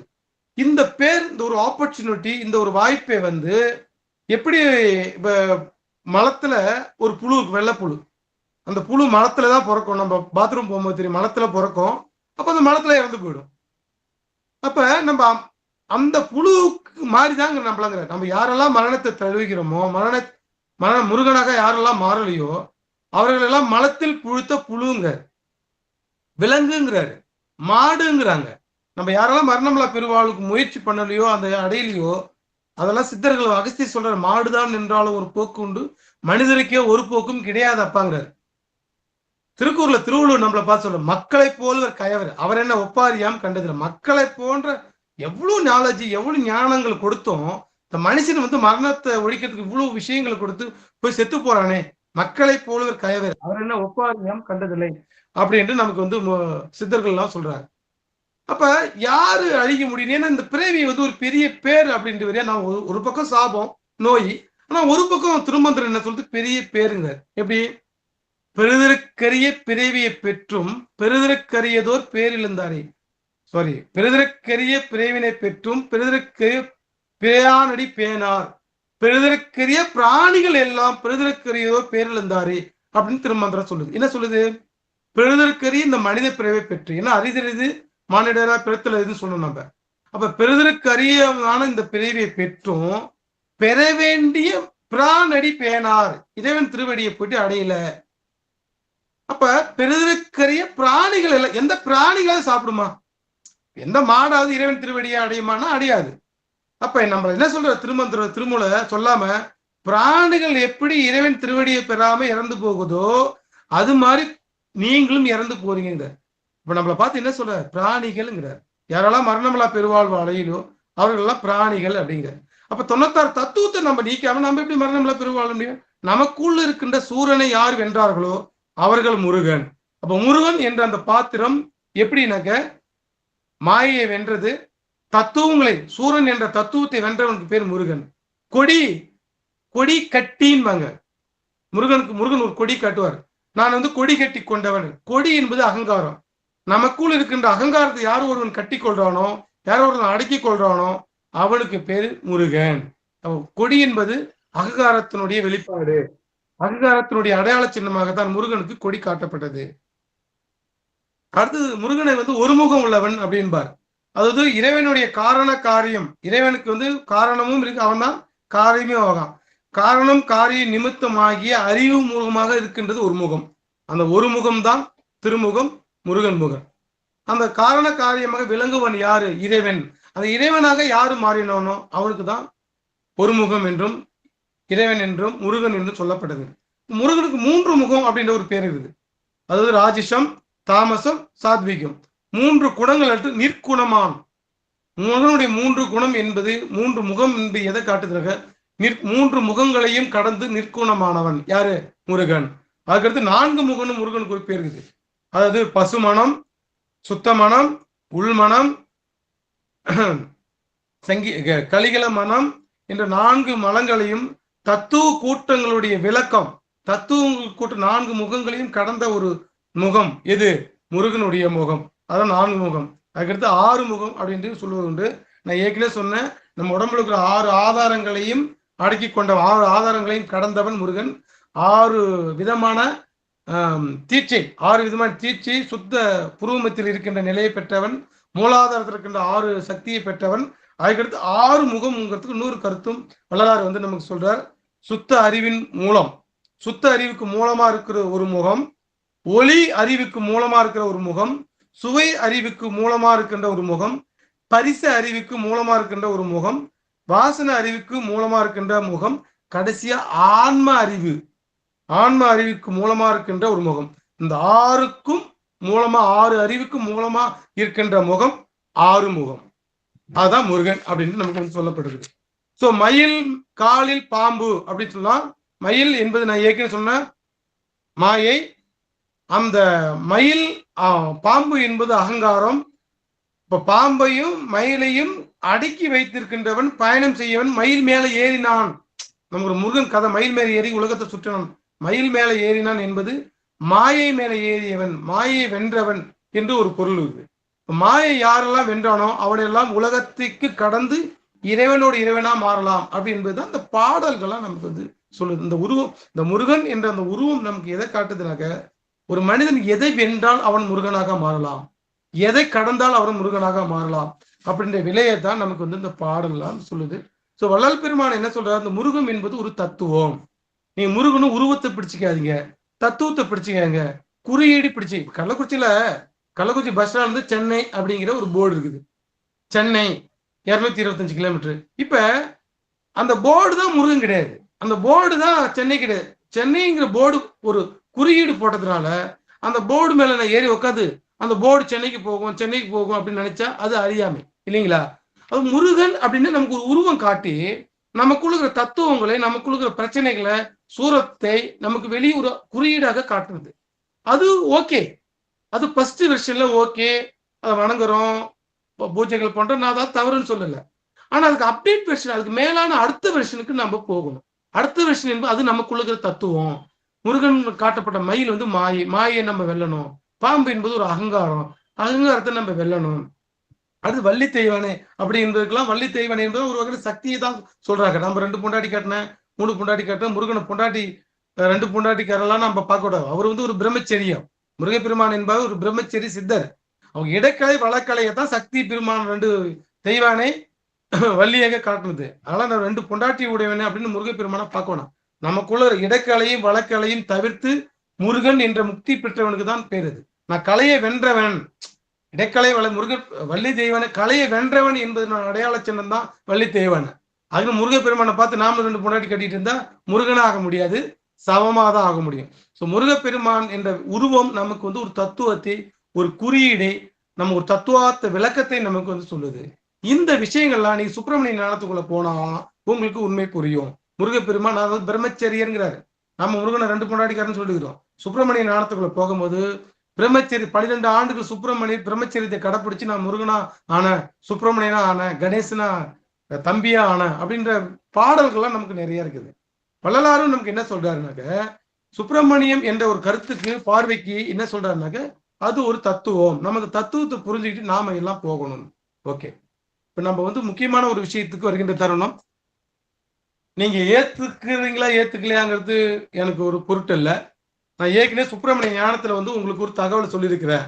என்ன தகவல்னாக்கா, 100வது சதுரிகத்தில் சுப்பிரமணியர் சொல்றார், 100வது சதுரிகத்தில் நானே மாண்டு போயிடுவேன் அப்படின்ற தகவல் சொல்லியிருக்கிறார். நவ கிரகங்களும் மாண்டு போய், நீங்க இந்த நூல்களை 200 வாய்ப்பு இருந்தா எடுத்து படிச்சு பாருங்க. இது வந்து கோயம்புத்தூர்ல ஒரு ஒரு கவுண்டர் ஒருத்தர், அவரு ஆதார நூல் எடுத்து தாமரை நூலகம் வெளியிட்டது ஓலச்சுவடியிலிருந்து. அப்ப இந்த நூல்கள் என்ன நமக்கு சொல்லுதுனாக்கா, பராபரை, நான் ஏற்கனவே சொன்ன பராபரை தான் எல்லாத்துக்கும் காரணம்னு. இந்த பராபரைக்கு என்ற சிவத்துக்கு எத்தனை அறிவுன்னு திருமந்திரம் 745வது பாடல் நீங்க நோட் பண்ணி வச்சுக்கீங்க. திருமந்திரம் தான் படிச்சு பாருங்க. சுப்பிரமணியர் காட்டுகின்ற அந்த பராபரை தெய்வத்துக்கு, பராபரை இறைவனுக்கு, பராபர சிவத்துக்கு எத்தனை அறிவு அப்படின்னு நமக்கு திருமந்திரம் சொல்லுது.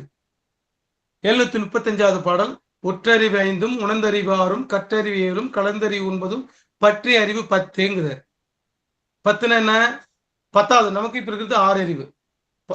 சுப்பிரமணியர் என்ன சொல்றாரு? தன்னுடைய அறிவு எத்தனை அறிவுன்னா 10 அறிவு. பராபரைங்கிற அந்த பராபர அறிவுக்கு 10 அறிவுன்னு நமக்கு திருமந்திரம் சொல்லுது.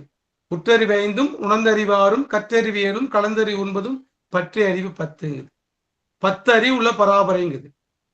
திரும்ப சைவ சித்தாந்தத்தை படி சைவ சித்தாந்தம் காட்டுகின்ற இறைவன் சிவத்துக்கு முருகனுக்கு 10 அறிவுங்கிறது.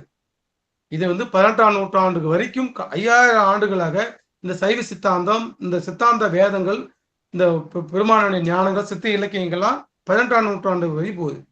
கடவுளுக்கு இந்த உலகத்திற்பால் ஒரு கருணை வந்தது. எப்படின்னாக்க இதுக்கு மேல நாம் அந்த உலகத்து தன்னை மறைச்சிக்க கூடாது, தான் உண்மையே கடவுளை உண்மை இறைவனை மறைக்க கூடாது என்று 18ஆம் நூற்றாண்டுல உங்களுடைய பெயர்கள் என்று சொல்ல போனா நம்முடைய சிவம், நம்முடைய மெய்ச்சிவம், நாங்க எங்களுடைய சத்த சன்மார்க்க பார்வையில அருட்பெரும் ஜோதி சிவம் மெய்ச்சிவம்.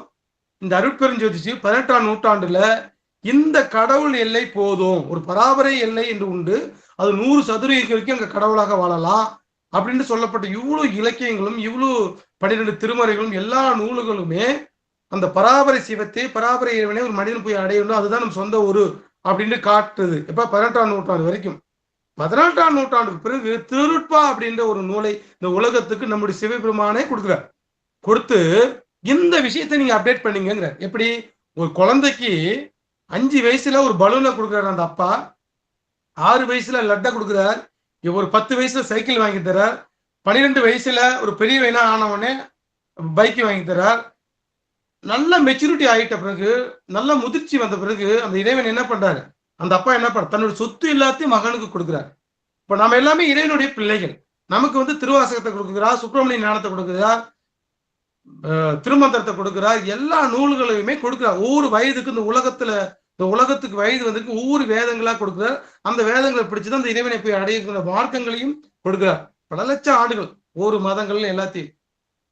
ஒரு காலகட்டத்தில் இந்த உலகத்துக்கு முதிர்ச்சி வந்த உடனே ஒரு தாய், ஒரு அப்பா எப்படி தன்கிட்ட இருக்கிற தன்னையே எல்லாத்தையும் அந்த பிள்ளைக்கு கொடுக்குறார். அப்ப எல்லாத்தையும் கொடுக்கக்கூடிய ஒரு காலம் என்ன காலம்னா இந்த 18ஆம் நூற்றாண்டு. இந்த 18ஆம் நூற்றாண்டு நமக்கு திருவருட்பா நூலை கொடுத்து, அந்த திருவருட்பால நமக்கு கடவுள் என்ன சொல்றாருன்னா, நான் உன்னுடைய பக்குவத்துக்கு ஏற்ற மாதிரி இதுக்கு முன்னாடி பிரம்மன் உலகம், விஷ்ணு உலகம், ருத்ரன் உலகம், அதுக்கு உண்டான வேதங்கள், 4 வேதங்கள், உபநேதங்கள், புராணங்கள், இதிகாசம் எல்லாம் கொடுத்தேன். நான் தான் கொடுத்தேன், உண்மைதான். உன் பக்குவம் எனக்கு வரல, அதனால அப்ப அதை கொடுத்தேன். இன்னைக்கு நீ பெரிய ஆள் ஆயிட்ட, போன் வைய பேசுற, நிறைய உனக்கு நாலேஜ் வர, உனக்கு உலகத்துக்கு நிறைய நாலேஜ் வந்துருச்சு, நிறைய அறிவு கொடுத்துட்டேன். இப்போ உன்னை அடைய வேண்டிய எதைன்னா அந்த பராபரியும் கடந்த ஒரு எல்லைக்குள், எங்க?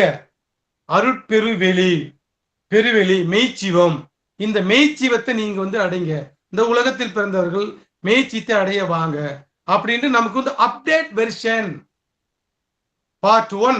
18ஆம் நூற்றாண்டுக்கு முன்னாடி இந்த உலகத்தில் கொடுக்கப்பட்ட வேதங்கள் எல்லாம் பார்ட் 1 முதல் பகுதியில இறைவன் பட்டும் படாமல் தொட்டும் தொடாமல் நமக்கு எல்லாம் கொடுத்தார். 6 அந்தங்களை கொடுத்தார். வேதாந்தம், போதாந்தம், கலாந்தம், நாதாந்தம், யோகாந்தம், சித்தாந்தம் எல்லாம் 6 அந்தங்கள் பார்ட் 1. 6 அந்தங்கள் கடந்து சுத்த வேதாந்தம், சுத்த நாதாந்தம், சுத்த கலாந்தம், சுத்த போதாந்தம் அப்படின்ட்டு அப்டேட் வெர்ஷனை நமக்கு கொடுக்கிறார். அதுதான் திரு அருட்பா. நீங்க திருவருட்பால போகும்போது இந்த அப்டேட் வெர்ஷனை நம்ம புரிஞ்சுக்கணும். இறைவன் மதத்தை இயேசுநாதர் பார்ட் 2 திருவருட்பா, திருவாசகத்துடைய பார்ட் 2 திருவருட்பா, திருமந்திரத்துடைய பார்ட் 2 திருவருட்பா, சுப்பிரமணிய ஞானத்துடைய பார்ட் 2 திருவருட்பா. நான் பார்ட் 2லே ஃபர்ஸ்ட் வெர்ஷன்ல நிக்க கூடாது, அப்டேட் ஆகணும் அப்படின்ட்டு கடவுள் நம்மளை விரும்புகிறார். அப்டேட் வெர்ஷனுக்கு இந்த உலகத்தில் பெற்றவர்கள் அப்டேட் வெர்ஷன். நீங்க பராபரை உலகம் அழிஞ்சிடும், 100வது சதுரத்தில் அழிஞ்சிடும் நமக்கு தகவல் இருக்குது. அப்போ ஒரு உண்மை கடவுள் நமக்கு வர இருக்கிறார். எப்ப? 18ஆம் நூற்றாண்டு இந்த உலகத்து அருட்பெருஞ்சோதி சிவம் வருது. இது நீ பராபர சிவத்தை கடந்த ஒரு எல்லை இருக்கிறது, ஒரு கடவுள் நிலை இருக்கிறது, அந்த இடத்துக்கு நீங்க எல்லாம் வரணும். அப்படிங்கிறதுக்காகத்தான் நான் வள்ளல் பெருமான் வழியா வரார். வள்ளலாறு நீ உங்களுடைய கூற்றுப்படி முருகப்பெருமானுடைய பார்ட் 2 வள்ளல் பெருமானார். நீங்க வள்ளல் பெருமான் தான் முருகப்பெருமான், வள்ளலாறு வேற அப்படின்னு நீங்க நினைக்க வேணாம். வள்ளலாறு என்பவர் யார் அப்படின்னா முருகப்பெருமான் பார்ட் 2. வள்ளலாறு என்பவர் யாருன்னா சைவ சித்தாந்த காட்டுல பார்ட் 2. பார்ட் 1 நமக்கு வந்து திருமந்திரம் சுப்பிரமணிய ஞானத்தை கொடுத்த அதே இறைவன் கடவுள். பார்ட் 2 நமக்கு திருவருட்பா கொடுத்துறார். ஒரு காலகட்டத்துல நமக்கு 1000 ரூபாய் நோட்டு இருந்துச்சு. 1000 ரூபாய் வச்சுதான் 1000 ரூபாய் பணம் இருந்துச்சு. அந்த பணத்தை வச்சு நிறைய செலவினங்கள் செய்தோம், நிறைய தேவையெல்லாம் விளங்கிட்டோம். கடவுள் தான் இன்னைக்கு மோடி அரசாங்கம் தான் பேன் பண்ணிட்டாங்கல்ல, 1000 ரூபாய் செல்லாது, இப்ப புது 500 ரூபாய் வாங்குங்க, புது 2000 ரூபாய் வாங்குன்னு புது நோட்டை கொடுத்துட்டாருல. அது மாதிரி இறைவன் என்னப்பட்ட பழைய நூல்களை நான் தான் கொடுத்தேன். இவ்வளவு மதங்களை, சமயங்களை, 6 சமயங்கள்லாம் தான். எஸ், ஐ எம் அக்ரி, நான் தான் படித்தேன். ஓகே, உனக்கு அப்ப பக்குவம் இல்லை. சின்ன குழந்தைக்கு லட்டு வாங்கி தந்தோம், ஜிலேபி வாங்கி தந்தோம், சைக்கிள் வாங்கி தந்தோம், மோட்டர் பைக் வாங்கி தந்தோம், பலூன் வாங்கி தந்தோம். யார்? அதே அப்பாதான் எப்பா சின்ன பிள்ளையாட்ட இன்னும் அதே பிடிச்சிருக்காரு வைடா அப்படின்னு புதுசா தன்னுகிட்ட இருக்க சொத்து எல்லாத்தையும் கொடுக்குறாரு இல்லையா? யாரு? அப்பா. அதே மாதிரிதான் இறைவன் இன்னைக்கு என்ன சொல்றாரு? தன்னிடம் இருக்கின்ற எல்லாத்தையும் கொடுக்கிறார். யாருக்கு? வள்ளலாருக்கு. தன்னையே எனக்கு தந்து அருள் ஒளியால் என்னை வேதித்த என் தனி இன்பே. இறைவன் தான் படைத்த நூல்களையும் ஞானங்களையும் கொடுத்தது ஃபர்ஸ்ட் வெர்ஷன். நல்லா தெளிவா நம்ம புரிஞ்சுக்கணும். ஃபர்ஸ்ட் வெர்ஷன்ல 18ஆம் நூற்றாண்டுக்கு மேல இந்த உலகத்துக்கு தான் படைத்த மதங்களையும் சமயங்களையும் கோயில்களையும் சாஸ்திரங்களையும் சம்பிரதாயங்களையும் புராணங்களையும் கொடுத்தான், முதல் பகுதி. ஆனா 18ஆம் நூற்றாண்டுக்கு பிறகு வள்ளலாருக்கு தன்னையே கொடுத்தார். தான் படைத்த பொருள்களை கொடுக்கல, தான் படைத்த சமயத்தை மதத்தை கொடுக்கல, தன்னையே கொடுத்தார். ஆதாரம் திருவருட்பா அகவல் பாடல். தன்னையே எனக்கு தந்து அருள் ஒளியால் என்னை வேதித்த எந்தன் இன்பே, நானும் நீயும் ஒன்றென்று உரைத்த நல்கு சிவமே. வள்ளலார் வேறு, அருட்பெருஞ்சோதி வேறு இல்ல அப்படின்னு சொல்ல. அப்ப வள்ளலார் நமக்கு என்ன சொல்ற? நீங்க எல்லாம் அருட்பெருஞ்சோதி தான். ஏன் உரைத்தேன்? இரக்கத்தால் எடுத்துரைத்தேன். நான் ஏன் இந்த திருப்பாவனை சொல்றேன்? உங்க மேல உள்ள இரக்கத்தினால சொல்றேன். யான் அடையும் பயனை நீதான் அடையும் போட்டி. நான் எப்படி மரணமில்லா பெருவாழு அருட்பெருஞ்சோதி சிவமா இருக்கின்றனோ, மெய்ச்சிவமா இருக்கிறனோ, முருகன் பார்ட் 2 இருக்கிறனோ, அது மாதிரி நீங்க எல்லாரும் முருகனா ஆவதற்கு, அருட்பெருஞ்சோதி ஆவதற்கு, வள்ளலாரா ஆவதற்கு தான் நான் இதை சொல்றேன். நீங்க என்பால் வந்தீங்கன்னா, என்பால் வருவதற்கென்றே அருள் ஈகின்றேன் என்கிட்ட வந்தீங்கன்னா அருள் தரங்கிறார். இப்ப நம்முடைய தயவாளர்கள், நம்முடைய சன்மார்க்க அன்பர்கள், நம்முடைய சிவத்தொண்டர்கள் நம்ம எல்லாம் என்ன பண்ணணும்? பார்ட் 2 படிக்கணும். பார்ட் 2 திருவருட்பா. பார்ட் 2ல திருவருட்பா சிவம் நமக்கு, சிவபெருமான் நமக்கு பார்ட் 2ல என்ன சொல்லியிருக்கிறார்? பார்ட் 1ல நமக்கு நிறைய விஷயங்கள், கோயில் வழிபாடு பண்ண சொன்னார், காவடி எடுக்க சொன்னார், தேங்காய் உடைக்க சொன்னார், சிவாலயங்களுக்கு உழவர பண்ணி சொன்னார். எல்லா நன்மைகள் நல்லது, நம்ம மாற்று கருத்தே இல்லை. ஓகே, நீங்க அது கூட இதை அருட்பாவை அப்டேட் பண்ணீங்க. பார்ட் 2 அருட்பாவில கடவுள் என்ன பண்ண சொல்றாரு? நான் எல்லா உயிர்களையும் தன் உயிர் போல் நினைக்க சொல்றாரு. பார்ட் 1ல சொல்றாரு கோயில்களை கடவுள்களை கோயில போய் வழிபாடு பண்ணுங்க, கோயில்ல போய் உழவார பண்ணி செய்யுங்க, அடியார்களுக்கு பண்ணுங்க சொன்ன அதே கடவுள் பார்ட் 2ல என்ன சொல்றார்? எத்துணையும் பேதமுறாது எவ்வுயிரியும் தம்முயிர் போல் எண்ணி ஒத்து உரிமை உவக்கின்றார் யாவர் அவர் உள்ளதான் சித்துருவாய் எம்பெருமான் நடம் புரியும் இடம் என நான் அறிந்தேன். எல்லா உயிரும் தம்முயிர் போல் யார் உள்ள நினைக்கின்றானோ, எந்த ஊரா யாராக இருந்தாலும் அவர் உள்ளம்தான் இறைவன் வழங்குகின்ற ஆலயம். சபை எனது உளம் என தான் அமர்ந்து எனக்கு அபயம் அளித்ததோர் அருட்பெருஞ்சோதிடர். சபை அவருடைய உள்ளம் என்று நினைச்சுதான் அருட்பெருஞ்சோதி இறைவன் குடிக்கொண்டாராம். இப்ப நம்ம உழவார பணி வேலையை பண்றது ஒரு பக்கம், உழவார பணி இப்ப உள்ள பண்ண வேண்டியது என்ன? எப்படி பண்ணணும்? எல்லா உயிர்களையும் தன்னுயிர் போல் நினைச்சா இந்த உள்ளம் தூய்மையாகிறது. இதுதான் உண்மையான உழவார பணி. உண்மையான சிவத்தொண்டு என்பது நம்முடைய உள்ளத்தை தூய்மை செய்வது. 14 ராகாதி குணங்கள், 14 ராகாதி குணங்கள் இல்லாம எல்லா உயிர்களும் தன்னுயிர் போல் நினைக்கின்ற பொழுது அந்த இறைவன் உங்கள் உள்ளம், உங்கள் ஆலயம் தூய்மையாக இருப்பதை எண்ணி அந்த இறைவன் உங்கள் உள்ளத்தில் குடிகொள்கிறான். உங்கள் உள்ளத்தில் குடிகொண்டு உங்களை வழி நடத்துகிறான். எங்க? அந்த பராபரை 100வது சதுரத்தில் மாண்டு போயிடும், கரைஞ்சி போயிடும் சுப்பிரமணிய நான் சொல்லுது இல்லையா? அதை கடந்த ஒரு எல்லை எது? எனக்கு பெருவெளி, பெருசுகவெளி, மெய்ச்சிவ வெளி, உள்ளகம். அந்த எல்லைக்கு தான் திருவருட்பா நம்மளால அடைக்குது. சுப்பிரமணிய ஞானம் பராபரை எல்லைக்கு, பராபரை எல்லை தான் நம்முடைய உண்மையான அட்ரஸ் சொல்லுது. பார்ட் 1 இல்ல, திருமந்திரம் அதை தான் சொல்லுது. திருவாசகம் எல்லா 18ஆம் நூற்றாண்டுக்கு முன்னாடி இந்த உலகத்துக்கு வந்த வேதங்கள் எல்லாம் பராபரை எல்லை தான் நம்முடைய உண்மையான விலாசம், அங்க போய் சேரணும்னு தான் சொல்லுது. 18ஆம் நூற்றுக்கு பிறகு வள்ளல் பெருமான வழியை இறைவன் சிவபெருமான் என்ன சொல்றாரு, திருவட்பா கொடுத்து, இல்ல பராபரை 100 சதுரடி கோடி தான் லைஃப், பெருமா 4,32 ஆண்டு தான் அவர் லைஃப், நமக்கு 100 வயசு தான் இங்க லைஃப். அது மாதிரி பராபரையும் கடந்து பெருவெளி, பெருசுகவெளி, மெய்ச்சுகவெளி, அந்த வெளியில தான் உண்மையான இறைவன் அருட்பெருஞ்சோதி சிவம் அங்கதான் இருக்குது. அதுதான் மெய்ச்சிவம், உண்மையான சிவம். அந்த எல்லைக்கு தான் நம்முடைய உண்மையான அட்ரஸ், அங்கதான் நம்ம உண்மையுமே போகணும் அப்படி என்று 3 காலத்தின் மேல் சாட்சியாக ஆணையாக சொல்லுகிறது. அந்த எல்லைக்கு வரணும்னாக்க அதற்குண்டான சரியை கிரியை யோகம் ஞானம் எல்லாம் நமக்கு திருவருட்பால சொல்லப்பட்டிருக்குது. அப்ப நீங்க என்ன சிவத்தொண்டர்கள் என்ன செய்யணும், இதுக்கு முன்ன நீங்க ஃபர்ஸ்ட் 1 பார்ட் இதற்கு வாழ்வியல கடைபிடிச்சிட்டீங்க, புரிஞ்சுக்கிறீங்க, குட், வெரி குட். பார்ட் 2 நீங்க அப்டேட் பண்ணிக்கீங்க. இப்ப எல்லாரும் என்ன தயவு செய்து திருவருட்பா வாங்குங்க. திருவருட்பா முதல் 5 திருமறைகள், திருவருட்பா 6ஆம் திருமறைகள், புறநடைப்பகுதி, இந்த நூல்கள் எல்லாம் நீங்க வாங்கி இதுல தான் நீங்க திருமந்திரம் பார்ட் 2, சுப்பிரமணியம் பார்ட் 2, பைபிளுடைய பார்ட் 2, குரானுடைய பார்ட் 2, பகவத்கீதையுடைய பார்ட் 2 எல்லாம் நமக்கு ஒரே வேதமாக எல்லாத்தையும் பிரிச்சு போட்ட கடவுள் ஒரே வேதமாக சமரச சுத்த சன்மார்க்க சங்கம் அப்படின்ற ஒரு புது ஒருமைக்கண், எல்லா உயிர்களுக்கும் பொதுவான ஒரு மார்க்கமாக நமக்கு சன்மார்க்க சங்கம் நமக்கு கொடுத்தார். இது வள்ளல் பெருமான வழியா. வள்ளல் பெருமான் முருகப்பெருமான் 100வது யுகத்தில் நான் சொன்னேன் இல்லையா, அவர் தான் இப்ப முருகப்பெருமான் தான் வள்ளலாராக தோன்றி நமக்கு திருவருட்பாவை கொடுத்திருக்கிறார். பார்ட் 1ல முருகப்பெருமான் நமக்கு என்ன சொன்னாரு, காவடி எடுக்க சொன்னார். பார்ட் 2 திருவருட்பாவை நமக்கு முருகப்பெருமான் சொல்றாரு, எல்லா ஊருக்கும் உங்களால் முடிஞ்சது உணவு கொடுங்கிறார். பசித்த உயிர்கள் தான் உங்களுக்கு கடவுளுங்கிறார். பசித்த உயிர்களுக்கு பசி ஆற்றிக்கும் போது உங்களுக்கு வருகின்ற மரணத்தை நீக்கிக் கொள்ள முடியுங்கிறார். பிறப்பினை நீங்க நீக்கிக் கொள்ள முடியும், இறப்பை நீக்கிக் கொள்ள முடியும், நீங்க எல்லாரும் முருகனாக ஆக முடியும். முருகனை எவ்வளவு காலம் நம்ம வணங்கிட்டே இருக்கிறது, முருகன் நாம என்னைக்கு முருகனா ஆகிறது அப்படிங்கிற விஷயத்தெல்லாம் நமக்கு திருவருட்பாவை சொல்லியிருக்கிறார். தயவு செய்து நீங்க திருவருட்பாவை நீங்க அப்டேட் பண்ணிக்கிங்க. இது வேறு நூல்கள், வேறு வேதம், வேறுன்னு நீங்க நினைக்க வேண்டியதில்லை. நான் நிறைய ஆதாரங்கள், நான் அதை பத்தி எல்லாம் பேசினா எனக்கு இன்னும் 2-3 மணி நேரம் ஆகும்.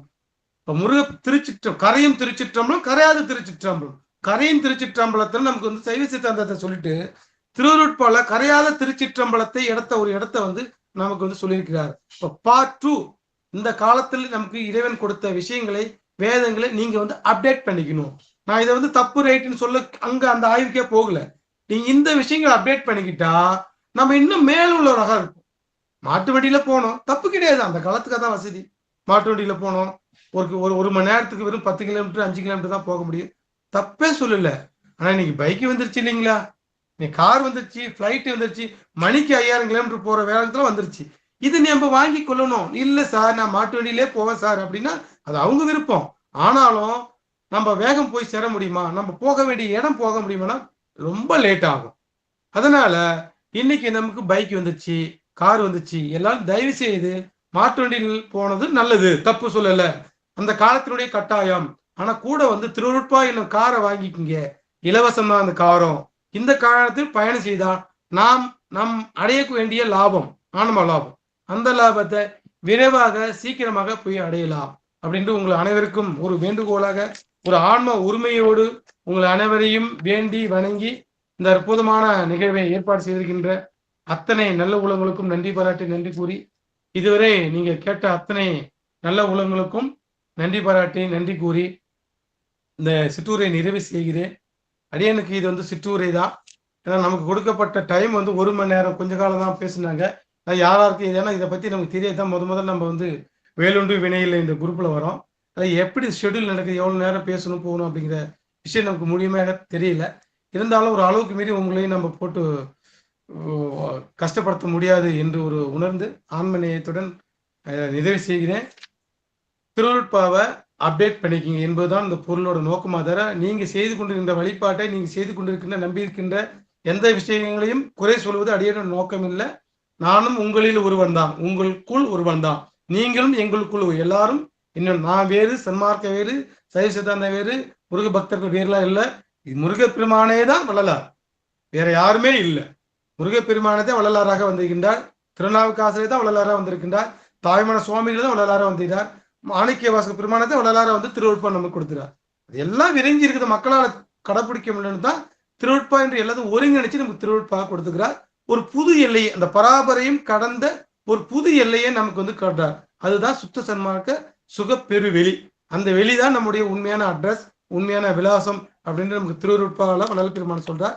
ஸோ நீங்கள் எல்லாரும் என்னோடு சேர்ந்து எல்லாரும் நம்முடைய உண்மையான விலாசம் ஆகிய அருட்பெருஞ்சோதி சிவம் இறைவனுடைய பெருவெளிக்கு அடைவோம். இந்த பிறவியிலே நாம் அனைவரும் முக்தி சித்தி இன்பத்தை பெற்று பிறவி பெருங்கடை நீந்துவோம். அதற்கு எல்லாமல்ல அருட்பெருஞ்சோதி இறைவன் நமக்கு எல்லாருக்கும் வாய்ப்பையும் நன்றியும் கொடுக்கணும், நம்மளை எல்லாம் வழி நடத்தணும் என்று எல்லாமல்ல அருட்பெருஞ்சோதி இறைவன் திருவடியை வணங்கி நிறைவு செய்கிறேன். நன்றி, வணக்கம். அருட்பெரும் ஜோதி, அருட்பெரும் ஜோதி, தனிப்பெரும் கருணை, அருட்பெரும் ஜோதி. எல்லா உயிர்களும் இன்புற்று வாழ்க, வள்ளல் மலரடி வாழ்க வாழ்க. நன்றி, வணக்கம்.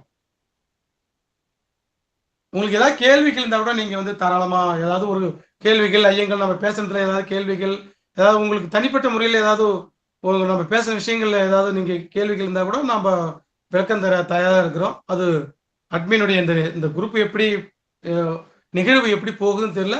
But I'm ready to answer. நான் ரெடி, உங்களுக்கு விளக்கம் தர ரெடியா இருக்கிறோம்.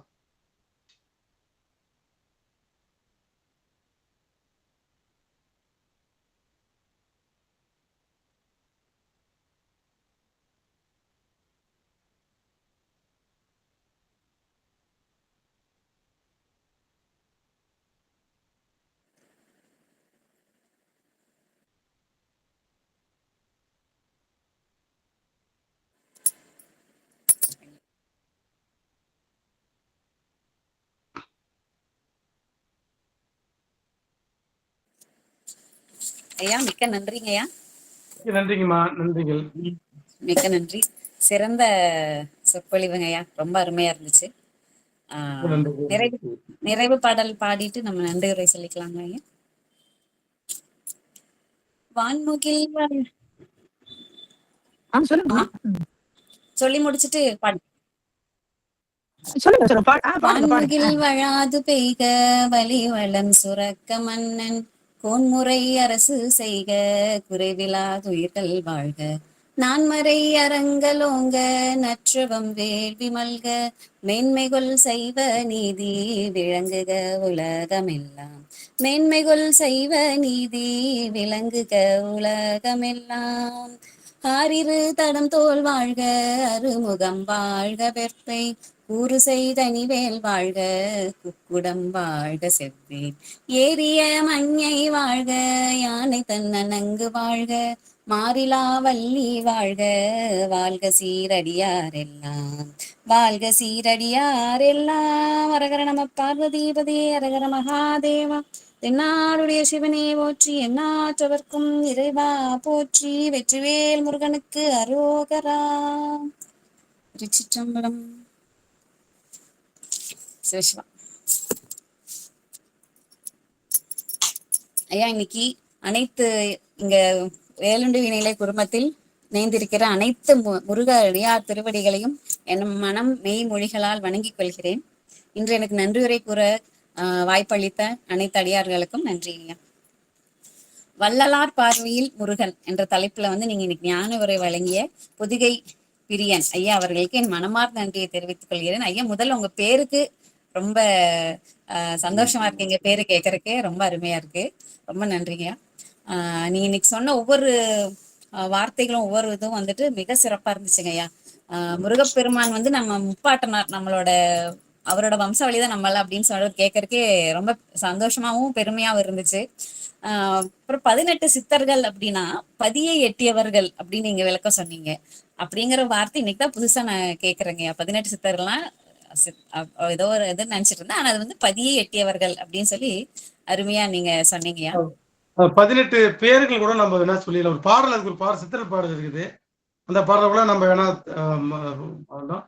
காப்பானா கருவூரார் போகநாதர், கருணையுள்ள அகத்தீசர் சட்டைநாதர், மூப்பானா குங்கனூரும் பிரம்மச்சித்தர், முக்கியமாய் மச்சமுனி நந்தி தேவர், கோப்பானா கோரக்கர் பதஞ்சலியார், கூர்மையுள்ள இடைக்காடர் சண்டிகேசர், பாப்பான வாதத்திற்கு வாதியான வாசமுனி கமலமுனி காப்புதானே அப்படின்னு ஒரு சித்திர பாடல். இதுதான் 18 சித்திர பாடல் இதுதான்.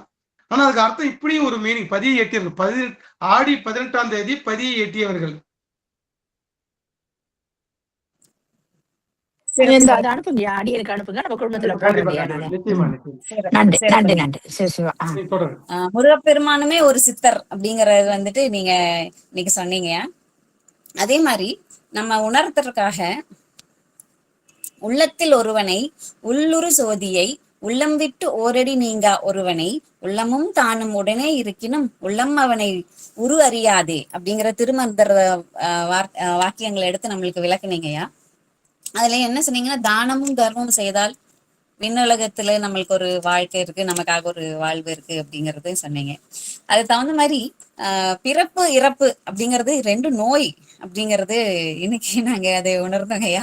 அது ஒரு வரம் அப்படிங்கிற இது இருந்தது மாதிரி, அதான் நீங்க சொன்ன மாதிரி அப்டேட்டட் வெர்ஷன் நம்ம வேற வேற கண்ணோட்டத்துல பார்க்க வேண்டிய இதா வந்து பிறப்பு இறப்புங்கிறது வந்து ஒரு நோய் அப்படின்னு சொல்லி சொன்னீங்கய்யா.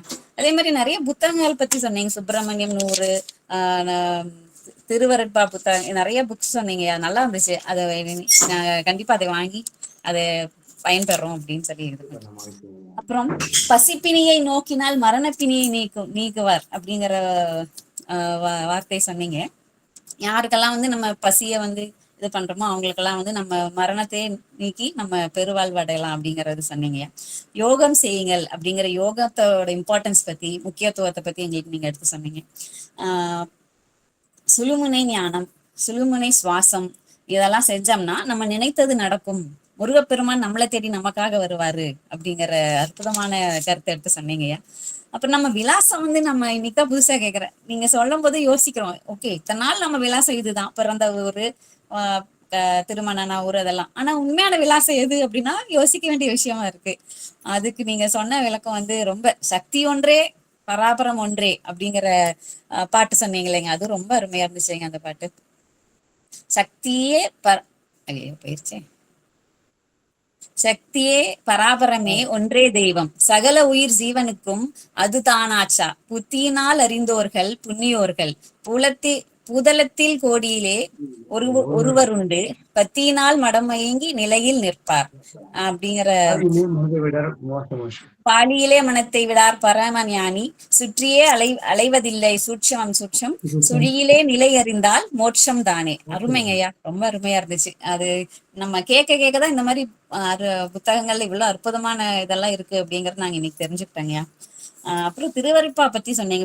திருவருட்பா புக்கு, அந்த அதோட முக்கியத்துவம், வள்ளலார் வாழ்க்கை, இந்த இதுக்கு முன்னாடி ADBD ACBCன்னு சொல்ற மாதிரி வள்ளலாரோட வாழ்க்கை இது 18வது முன்னாடி பின்னாடி அப்படிங்கிற இதெல்லாம் சொன்னீங்க. அதுவும் நல்லா இருந்துச்சுங்கய்யா. அதே மாதிரி சுப்பிரமணியம்னா என்ன, வேல்னா சக்தி, மயில்னா மாயை, சூரன்னா நமக்குள்ள இருக்கிற சூரன், அதாவது 96 தத்துவங்களையும் வெல்லணும், பாம்புனா அகங்காரம், முருகனுக்கு வந்து 6 முகம் 3 முகம், 4 முகம் 6 முகம் என்ற பெயர்கள் உண்டு அப்படின்னு சொல்லிட்டு, மாயை அகங்காரம் இதெல்லாம் வென்றவங்க எல்லாம் வந்துட்டு முருகனாவே மாறலாம் அப்படிங்கிற ஒரு இது கருத்து எடுத்து சொன்னீங்கயா. முருக உருவத்தை மட்டும் நம்ம பார்க்க கூடாது, முருகனோட உருவம், அவரோட அழகு, அதை மட்டும் பார்க்க கூடாது. அந்த சாப்டர் முடிஞ்சிச்சு. இனிமே அப்டேட்டடா வந்து அவர் கூறும் தத்துவங்களே நம்ம உணர்ந்துக்கணும் அப்படிங்கறத எடுத்து சொன்னீங்க. அதே மாதிரி பரம உலகமே மெய்சிவம் அப்படிங்கிற டாபிக்லயும் பேசுனீங்க. நம்ம வந்து அப்பா, நீங்க சொன்ன மாதிரி அப்பா வந்து குழந்தைக்கு ஒவ்வொரு வயசுக்கு தகுந்த மாதிரி நமக்கு அப்பா எப்படி நம்மளுக்கு ஒண்ணுன்னா கொடுக்குறாரோ, அது தகுந்த மாதிரி பெருமான் வந்து நீங்க பக்குவம் அடைஞ்சிட்டீங்க, இதுக்கு மேல இதை பாருங்க, இது வரைக்கும் சின்ன குழந்தைங்களா விளையாண்டது போதும், உருவத்தை பார்த்து இதெல்லாம் பண்ணது போதும், இனிமே நீங்க பெருசாகி பக்குவம் அடைஞ்சாச்சு. அது போல நீங்க வந்து தன்னையே, முருகப்பெருமான் தன்னையே கொடுத்தாரு அப்படிங்கறதுதான் முக்கியமான ஒரு விஷயமா சொன்னீங்க. என்பால் வந்தால் அருள் தருகின்றேன் அப்படின்னு சொல்லி சொன்னார் இல்லைங்க, அந்த மாதிரி சொன்னீங்க. இப்ப எல்லா உயிரையும் வந்துட்டு நம்ம உயிரா நினைச்சு உள்ளத்துல யாரு நினைக்கிறாங்களோ அவங்களோட உள்ளத்துல இறைவனே வந்து முருகரே வந்து நம்ம கூட இருக்கிறாரு அப்படிங்கிற ஒரு முக்கியமான ஒரு இதை சொன்னீங்க. திருவருட்பா வந்து நம்ம பெருவெளிக்கு அழைத்து செல்கின்றது அப்படிங்கிற திருவருப்பாவோட முக்கியத்துவம் இன்னைக்கு நிறைய நீங்க எடுத்து சொன்னது வந்து ரொம்ப கேட்கறதுக்கு ரொம்ப வியப்பாவும் இருந்துச்சு, ரொம்ப அருமையா இருந்துச்சுங்க. பிறவிப்பினி ஃபைனலா வந்துட்டு மரணமில்லா பெருவாழ்வு பெற வேண்டும் என்றால் நாமே கடவுளாக மாற வேண்டும். இதை உணர்த்துவதற்காக முருகப்பெருமான் நமக்காக வந்திருக்கிறாரு, அருள் செய்யறதுக்கு வந்திருக்காரு அப்படின்னு சொல்லி பிறவிப்பினி நீக்குவதற்கு சிறந்த வழி அறிவுரைகள் எல்லாம் எடுத்துனது மிக அருமையான இதெல்லாம் எடுத்து சொன்னீங்க. நிஜமாலுமே updated version of Murugapperuman, updated version of சாமி எப்படி நம்ம இது பண்ணணும் அணுகணும் அப்படிங்கறத எடுத்து கூறினீங்க. ரொம்ப அருமையா இருந்துச்சு. ரொம்ப ரொம்ப நன்றி. உங்களோட டைமை வந்துட்டு எங்களுக்காக எடுத்துக்கொண்டு வந்து எங்களை நிறைய இதெல்லாம் எடுத்து கூறினதுக்கு ரொம்ப சிரம் தாழ்த்து நன்றி தெரிவித்துக் கொள்கிறீங்க. வேலுண்டு வினையிலை குழுமம் சார்பாக, குடும்பத்தின் சார்பாக நன்றி, மனமார்ந்த நன்றியை தெரிவித்துக் கொள்கிறீங்க. மிக்க நன்றிங்க, மிக்க நன்றி. திருச்சிற்றம்பலம். சிவாய நமங்கய்யா. திருவிடுவன் ஐயா திருச்சிற்றம்பலம் ஐயா. திருவடி வணங்கிக்கிறேங்க ஐயா. அம்மா பிரேமமா அதே நிமிஷம். அடியேன் வந்து இந்த நீங்க வள்ளலார் பார்வையில முருகனை பத்தி சொன்னதெல்லாம் இது புதுசா இருக்குங்க ஐயா. ரொம்ப ரொம்ப அருமையா இருந்தது. ஏத்துக்கொள்ள வேண்டிய கருத்துக்கள் இதுல நிறைய இருக்குங்க ஐயா. மிக்க நன்றிங்க ஐயா கேட்டதுக்கு. என்னுடைய கருத்து இதுல ஒண்ணு கூட இல்லை. எனக்கு அறிவு இல்லை, எனக்கு ஞானம் இல்லை, என்னுடைய கருத்து எதுவும் இல்லை. எல்லாம் சுப்பிரமணிய ஞானம், வள்ளலாருடைய ஞானம், திருமந்திர ஞானம் தான். நன்றிங்க ஐயா, நன்றிங்க ஐயா. சிவாய நமங்கய்யா. திருவடி வணக்கம். முருகாசன் ஐயா, நீங்க சொன்ன கருத்து கொஞ்சம் புதுமையா இருந்தாலும் கேட்கக்கூடிய ஒரு ஆர்வம் இருந்தது எல்லா அடியாருக்கும் பார்த்தோம். ஏன்னா 42-40 பேர் வந்தாங்க. அதனால இதெல்லாம் உண்மையா கவனிச்சிருக்கிறாங்க. ஒரு பார்வை ஒண்ணு, இன்னொரு பார்வை ஒண்ணுன்னு சொன்னீங்க இல்லையா, ரொம்ப சிறப்பா இருந்தது. ஆமா, சொல்லுங்க சொல்லுங்க. அதுதான் நம்ம யாரும் சொல்லாத விஷயங்களை நம்ம சொல்லணும் அப்படின்னு எல்லாத்தையும் விரும்புவோம். பத்தியே கூட நிறைய இடங்கள்ல பேசுவாங்க. அவங்க ஏதாவது சொல்லாத அர்த்தமாவே அரைக்கிறதுக்கு நாம தேவையில்ல. ஆமா ஆமா ஆமா. ஆனா சுப்பிரமணிய ஞானம் நான் புக் வச்சிருக்கிறேன். 250 அகத்தியருக்கு உபதேசம் பண்ண புக் வச்சிருக்கிறேன். அதுல எந்த பாடல் 24வது பாடல்னு சொல்லிருக்கிறீங்க. நான் போய் வீட்டுல போய் பாக்குறேன். சுப்பிரமணிய ஞானம் 200 இது 200. நான் 250 வச்சிருக்கேன். நமக்கு அந்த தகவல் இருக்கு. 24வது பக்கத்துல 200 பாடல் உள்ளது. சுப்பிரமணிய ஞானம் 200 இது சுப்பிரமணிய ஞானம் 500. இது 500 பாடல் உள்ளது. 500 பாடல் உள்ளது. 250 விளக்கம் கொடுத்திருக்காரு ஒரு ஐயா. அது வாங்கி வச்சுதான் நான் போட்டுட்டு இருக்கேன். அதுல இருந்தா நான் மாசம் மாசம் அந்த இதழ்ல போட்டுட்டு இருக்கேன். முக்கியமா அது வாசி யோகத்தான்.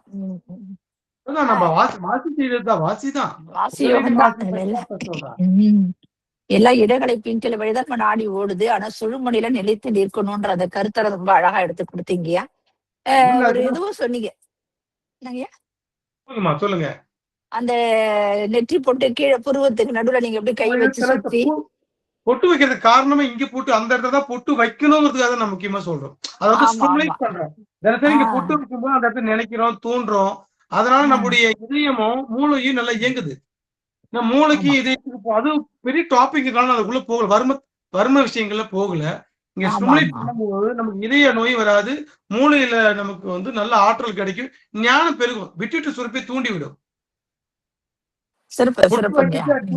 இதுக்காக பொட்டு வைக்கிறோம். இங்க பொட்டு வைக்கிறது பால வர்மம். இந்த வர்மத்தை தொண்டதான் இங்க பொட்டு வைக்கிறோம் பெண்கள். கொண்ட போறது எல்லாத்துக்கும் நல்ல வர்ம தலங்கள் எல்லாத்துக்கும் காரணம் இருக்குது. திருமந்திரத்துல நல்ல வாசியோகத்தை பத்தி நிறைய வருது. அதுவும் பயிரிடுறோம். சொல்ற கருத்து சிறப்பான கருத்து தாங்க. ஒண்ணும் மாற்றம் ஒண்ணும் இல்ல. ஆனா இந்த இது மனித உருவு சட்டை தாங்கி வந்திருக்கிறாருன்றது சொன்ன கருத்து எங்களுக்கு இது புதுமை தாங்கய்யா. இந்த பாடல்ல நாங்க பண்ணி பார்க்கணும். ரொம்ப அருமையா எடுத்து விளக்கம் கொடுத்தீங்க. அம்மா எல்லாமே சொல்லிட்டாங்க. நம்ம இன்னைக்கு அடியனுக்கு திடீர்னு ஒரு நேரம் கொஞ்சம் வேற சூழ்நிலை அமைஞ்சு கொடுத்ததுனால நம்ம சுதாமா கிட்ட அந்த பொறுப்பை ஒப்படைச்சிட்டு வந்தோம். ரொம்ப சிறப்பா அம்மா எடுத்து கொடுத்தாங்க. நன்றிங்க. இது மட்டும் இல்லாம மீண்டும் மீண்டும் குடும்பத்துக்கு இந்த மாதிரி நல்ல சில விஷயம் எல்லாரும் தெரிஞ்சுக்கிற விஷயம் தானேங்கய்யா.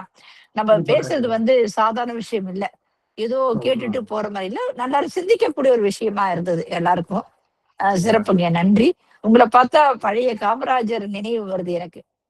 காமராஜர் பழைய சின்ன வயசுல எப்படி இருந்திருப்பாரு அந்த மாதிரி ஒரு தோற்றம் மாதிரி எனக்கு கிடைச்சது பாக்குறதுக்கு. சிவாயனங்க, நன்றிங்கய்யா. அடுத்த அடியார் யாராவது பேசுனாங்க? சந்திராமா, நீங்க பேசுங்கம்மா.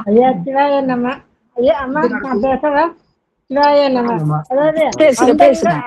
அந்தங்கள் 6ன்னு சொன்னீங்கல்ல, அது என்னது? அந்தங்கள் 6. ஆமாமா, வேதாந்தம், பூர்வாந்தம், சித்தாந்தம், யோகாந்தம், கலாதம், நாதாந்தம். சரி, நான் 4 தான் எழுதினேன், 2 எழுதல. அதான் கேட்டேன். ரொம்ப நன்றியா. வேதாந்தம், சித்தாந்தம், இன்னொன்னு வேதாந்தம், கலாந்தம், நாதாந்தம் சித்தாந்தம். நன்றியா, ரொம்ப நன்றி. சிவாய நம. நன்றி. நன்றி. ரொம்ப சிறப்பு ஐயா, நீங்க சொன்னது ரொம்ப சிறப்பு. மேல மேல நீங்க வந்து எங்களுக்கு சொல்லுங்க ஐயா. பிரேமமா எல்லாம் சொல்லிட்டாங்க, சிதாமாவும் சொல்லிட்டாங்க. எங்களுக்கு தெரியாத இது எல்லாமே நீங்க வல்லரார் பத்தி பாதி சொல்லியிருக்கேன். இன்னும் நிறைய இருக்கும்.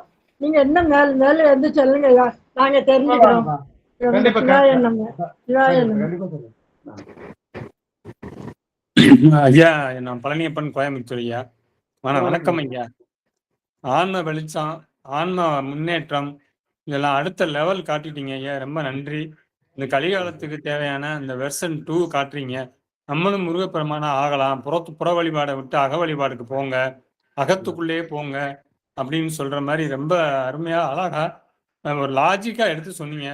ரொம்ப ஒரு புதிய பாதையை காட்டுனதுக்கு ரொம்ப நன்றி ஐயா. நன்றிங்க, நன்றிங்க. எல்லாம் கடவுள் முருகன், எல்லாம் கடவுளுடைய கருணையை. நம்மளால என்ன ஆகுது? ரொம்ப நன்றி. நன்றிங்க. வாழ்க வளமுடன். நன்றிங்க. தேங்க்யூ. திருவடி வணக்கங்க ஐயா. வணக்கங்கம்மா. வணக்கம். நீங்க நிறைய விஷயம் சொன்னீங்க. அதுல நாங்க எப்படி இருக்கணும், வாழணும் இனிமே அப்படிங்கறதுக்கு நீங்க சொன்ன கருத்துல 2-3 எனக்கு ரொம்ப பிடிச்சதுங்க. எல்லா உயிர் மேலேயும் கருணை நாம காட்டினா இறைவன் பெருங்கருணை அவரே வந்து நமக்குள்ள உட்கார்ந்துருவாரு அப்படிங்கறது எனக்கு ரொம்ப பிடிச்சிருந்த விஷயம். அது மாதிரிதான் வாழணும். நீங்க யோகம் வந்து செய்யணும், அது வந்து காட்சிக்குள்ள போகாம நம்ம கருத்துக்குள்ள போகணுங்கிறது ரொம்ப ரொம்ப புதுமையா இருந்தது இது வரைக்கும் எனக்கு. யோகம் செய்யுங்க, அதுதான் நாம பார்த்திருக்கோம், கேட்டிருக்கிறோம் நிறைய, அதுதான் தெரிஞ்சிருக்கு. அதுல இந்த மாதிரியான ஒரு விஷயங்கிறது இன்னைக்குதான் நான் புதுசா கேட்டேன். அதாவது காட்சிக்குள்ள போகாம நம்ம கருத்துக்குள்ள போகணும்.